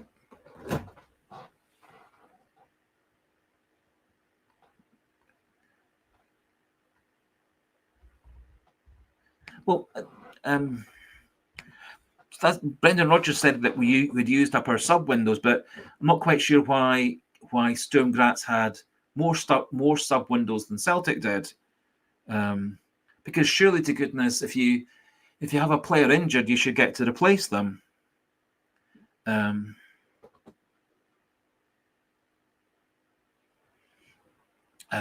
the Sturm Graz got to make plenty of second half substitutions. They put one player on at half time, and then they put 4 more players on during the match. If you have 3 players injured, you should get to replace 3 players. Anyway, I couldn't find anything that said everything I put into the internet. It talked about you're allowed 5 substitutions nowadays. You're allowed a 6th. Okay. So if that's the case, why did Sturm Graz get to make 1 substitution at half time and then 4 second half substitutions at different times? They seem to have more sub windows than we did.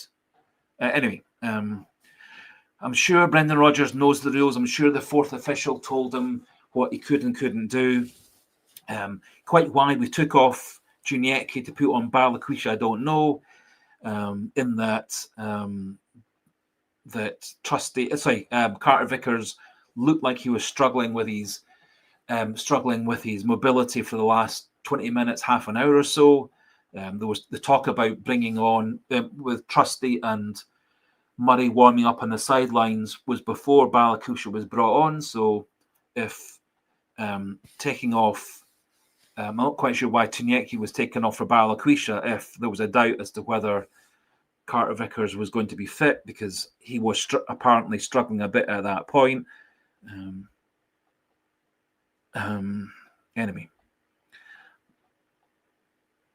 if there's a rule about getting you've only allowed three substitute windows, all well and good, but I don't really understand why in that case Sturm Graz got a fourth time they could put a player on as well as 1 player on at half time. But anyway, I'll try and research that further. I couldn't find anything in the UEFA rule book or the Europa League rule book about that.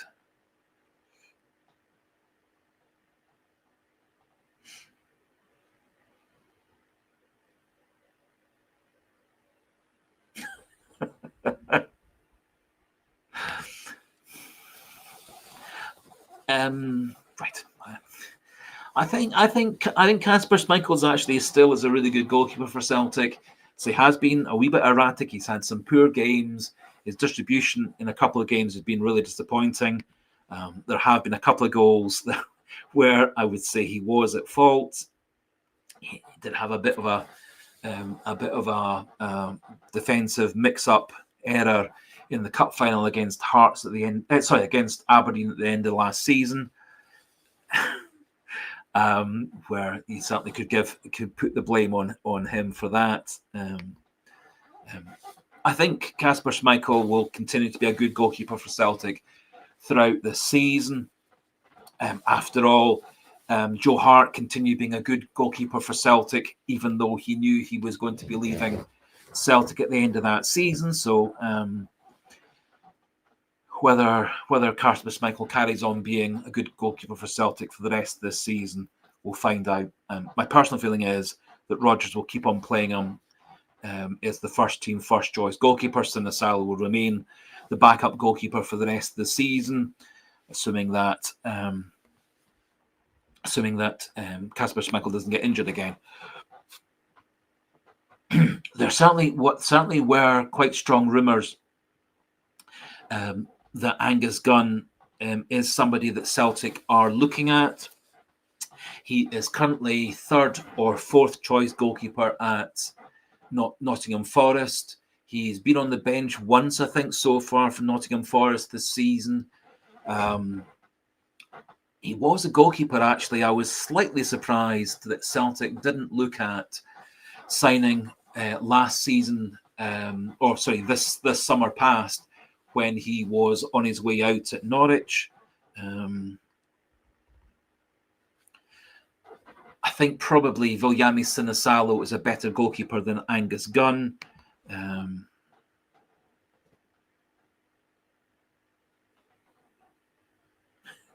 So there are Angus Gunn rumours. Clearly, he is not getting a game at Nottingham Forest. I suspect if he came to Celtic, certainly at the moment, he would be third choice goalkeeper. I think he would go ahead of Ross Doohan in the pecking order at Celtic. I think probably if he came to Celtic next summer after the World Cup, I could see him being challenging Viljami Sinisalo for first team choice. But I think Sinisalo's the better goalkeeper. I think also because he's the player in possession of the role, I think he would be the one that would be stepped up to be the number one goalkeeper. However, that might also be dependent on who Celtic's manager is next summer. Possibly if Brendan Rodgers is convinced that he's going to stay at Celtic, maybe he could convince Kasper Schmeichel to stay at Celtic for a couple of seasons. Maybe if Rodgers has got a long-term plan for Celtic, maybe his plan is to put Sinisalo in to be number one goalkeeper next season.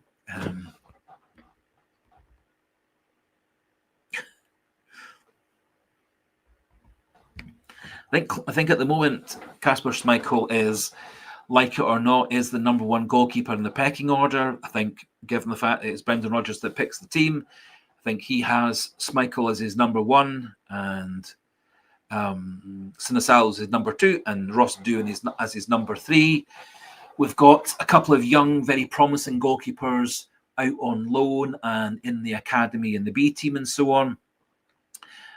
Josh Clark has had a couple of very good loan spells. He might be in the long term a good goalkeeper for Celtic. He's still obviously a very young and inexperienced goalkeeper. However, David Marshall did very similarly in a very similar position, became a very good Celtic goalkeeper previously.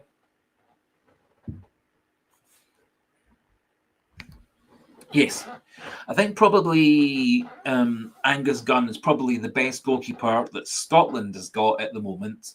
But if we could try and get the Viljami Sinisalo not to be finished and to be Scottish, I would be much happier having Viljami Sinisalo in goals for Scotland than anybody else that's available. Certainly, but I think Angus Gunn probably is the best goalkeeper that Scotland's got access to now that Craig Gordon is the age that he is. The fact that Craig Gordon still gets himself into the Scotland international squad at the age of 42, 43. The fact that Scotland had such problems getting goalkeepers last summer that Ross Doohan, who was basically out of contract between Aberdeen and Celtic, got to make his international debut in Liechtenstein during the summer. I think that pretty much shows that Scotland's goalkeeping cupboard is rather bare. But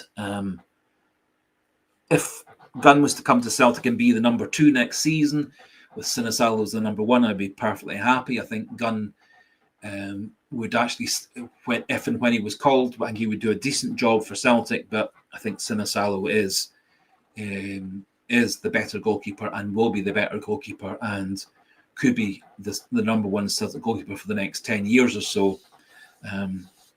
If he's got a desire to stay at Celtic in the long term. And certainly Sinisalo is in year 2 of a 5-year contract. So so I think Sinisalo, when he signed for us last summer, was making a long-term commitment to Celtic, and Celtic were making a long-term commitment to him.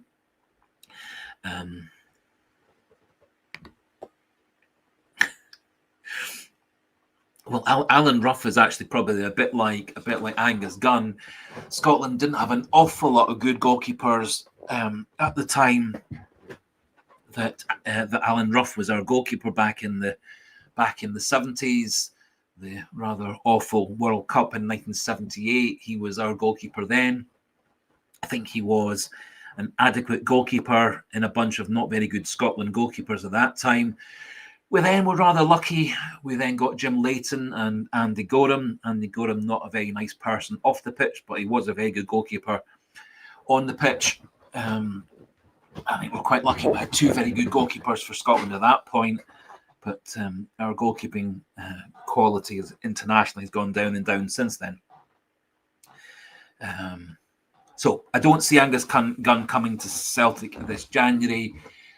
I think he could well be someone who comes to Celtic next summer, assuming that Kasper Schmeichel moves on either to another team, which he's got a past history of doing, moving from club to club in recent years, or more likely, I think, now that he's 38, 39, he might well choose to retire. Stuart Kennedy, another poor unfortunate goalkeeper for Scotland and for our big rivals way back when I was a young man.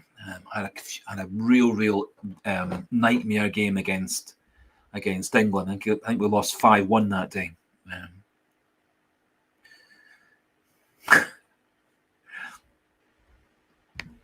Yeah. Yes. Yeah, goalkeepers in those days were different. Goalkeepers weren't terribly athletic in those days, and certainly Kennedy and Latchford and McCloy were all examples of not terribly athletic goalkeepers.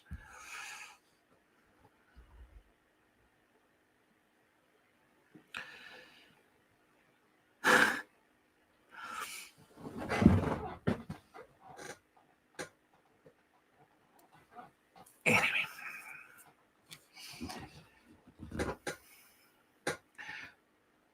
So we've been going for 3.5 hours, so I think we should probably call it a day. And I do know that we're now into Saturday, so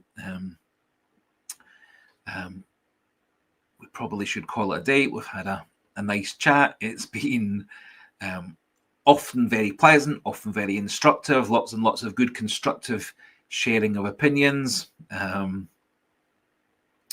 Certainly doing the live stream this week as opposed to last week, things are an awful lot more positive. I think things that generally the feeling in the chat and the live stream and the comments has been a lot more positive.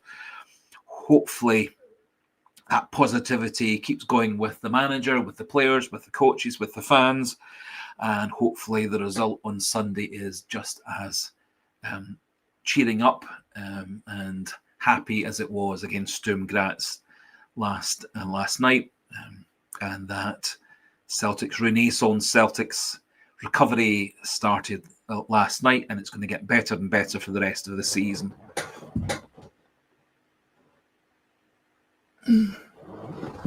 So, as I say, thank you very much for everybody who's contributed. Thank you very much for everybody who's made their comments. Yes. Stuart Kennedy was a poor unfortunate. Wasn't the best of goalkeepers, but thank you very much for your positivity and your positive feedback, Clashman Umpty. Thank you, Eddie C, Sligo Boy, the Dr. Strangelove. Thank you, Rubber Duck, Monty, Lorden, Green Machine, Green for Goal. Thank you for everybody who has who's contributed. Hopefully all of you are able to come back again next week. The live stream should be going back to, thank you to you as well, Dexter. Sorry, there's been quite a lot of people who've been contributing off and on throughout the whole evening. So thank you very much, Dexter, for all your great contributions as well. So I'd say should be back to Thursday evening at 9 o'clock next Thursday. We'll have the game against Hearts to look back at, the game against Falkirk to look back at. And if my memory serves me right, we should have the Rangers League Cup semi-final to look forward to on the following Sunday. And Typhoon McFlussery. Sorry, I forgot about yourself. Thank you for joining in the discussion. I'm sorry, as I say, I find it hard sometimes to keep up with all the comments and all the names. So if If I have forgotten to thank anybody, I do apologise.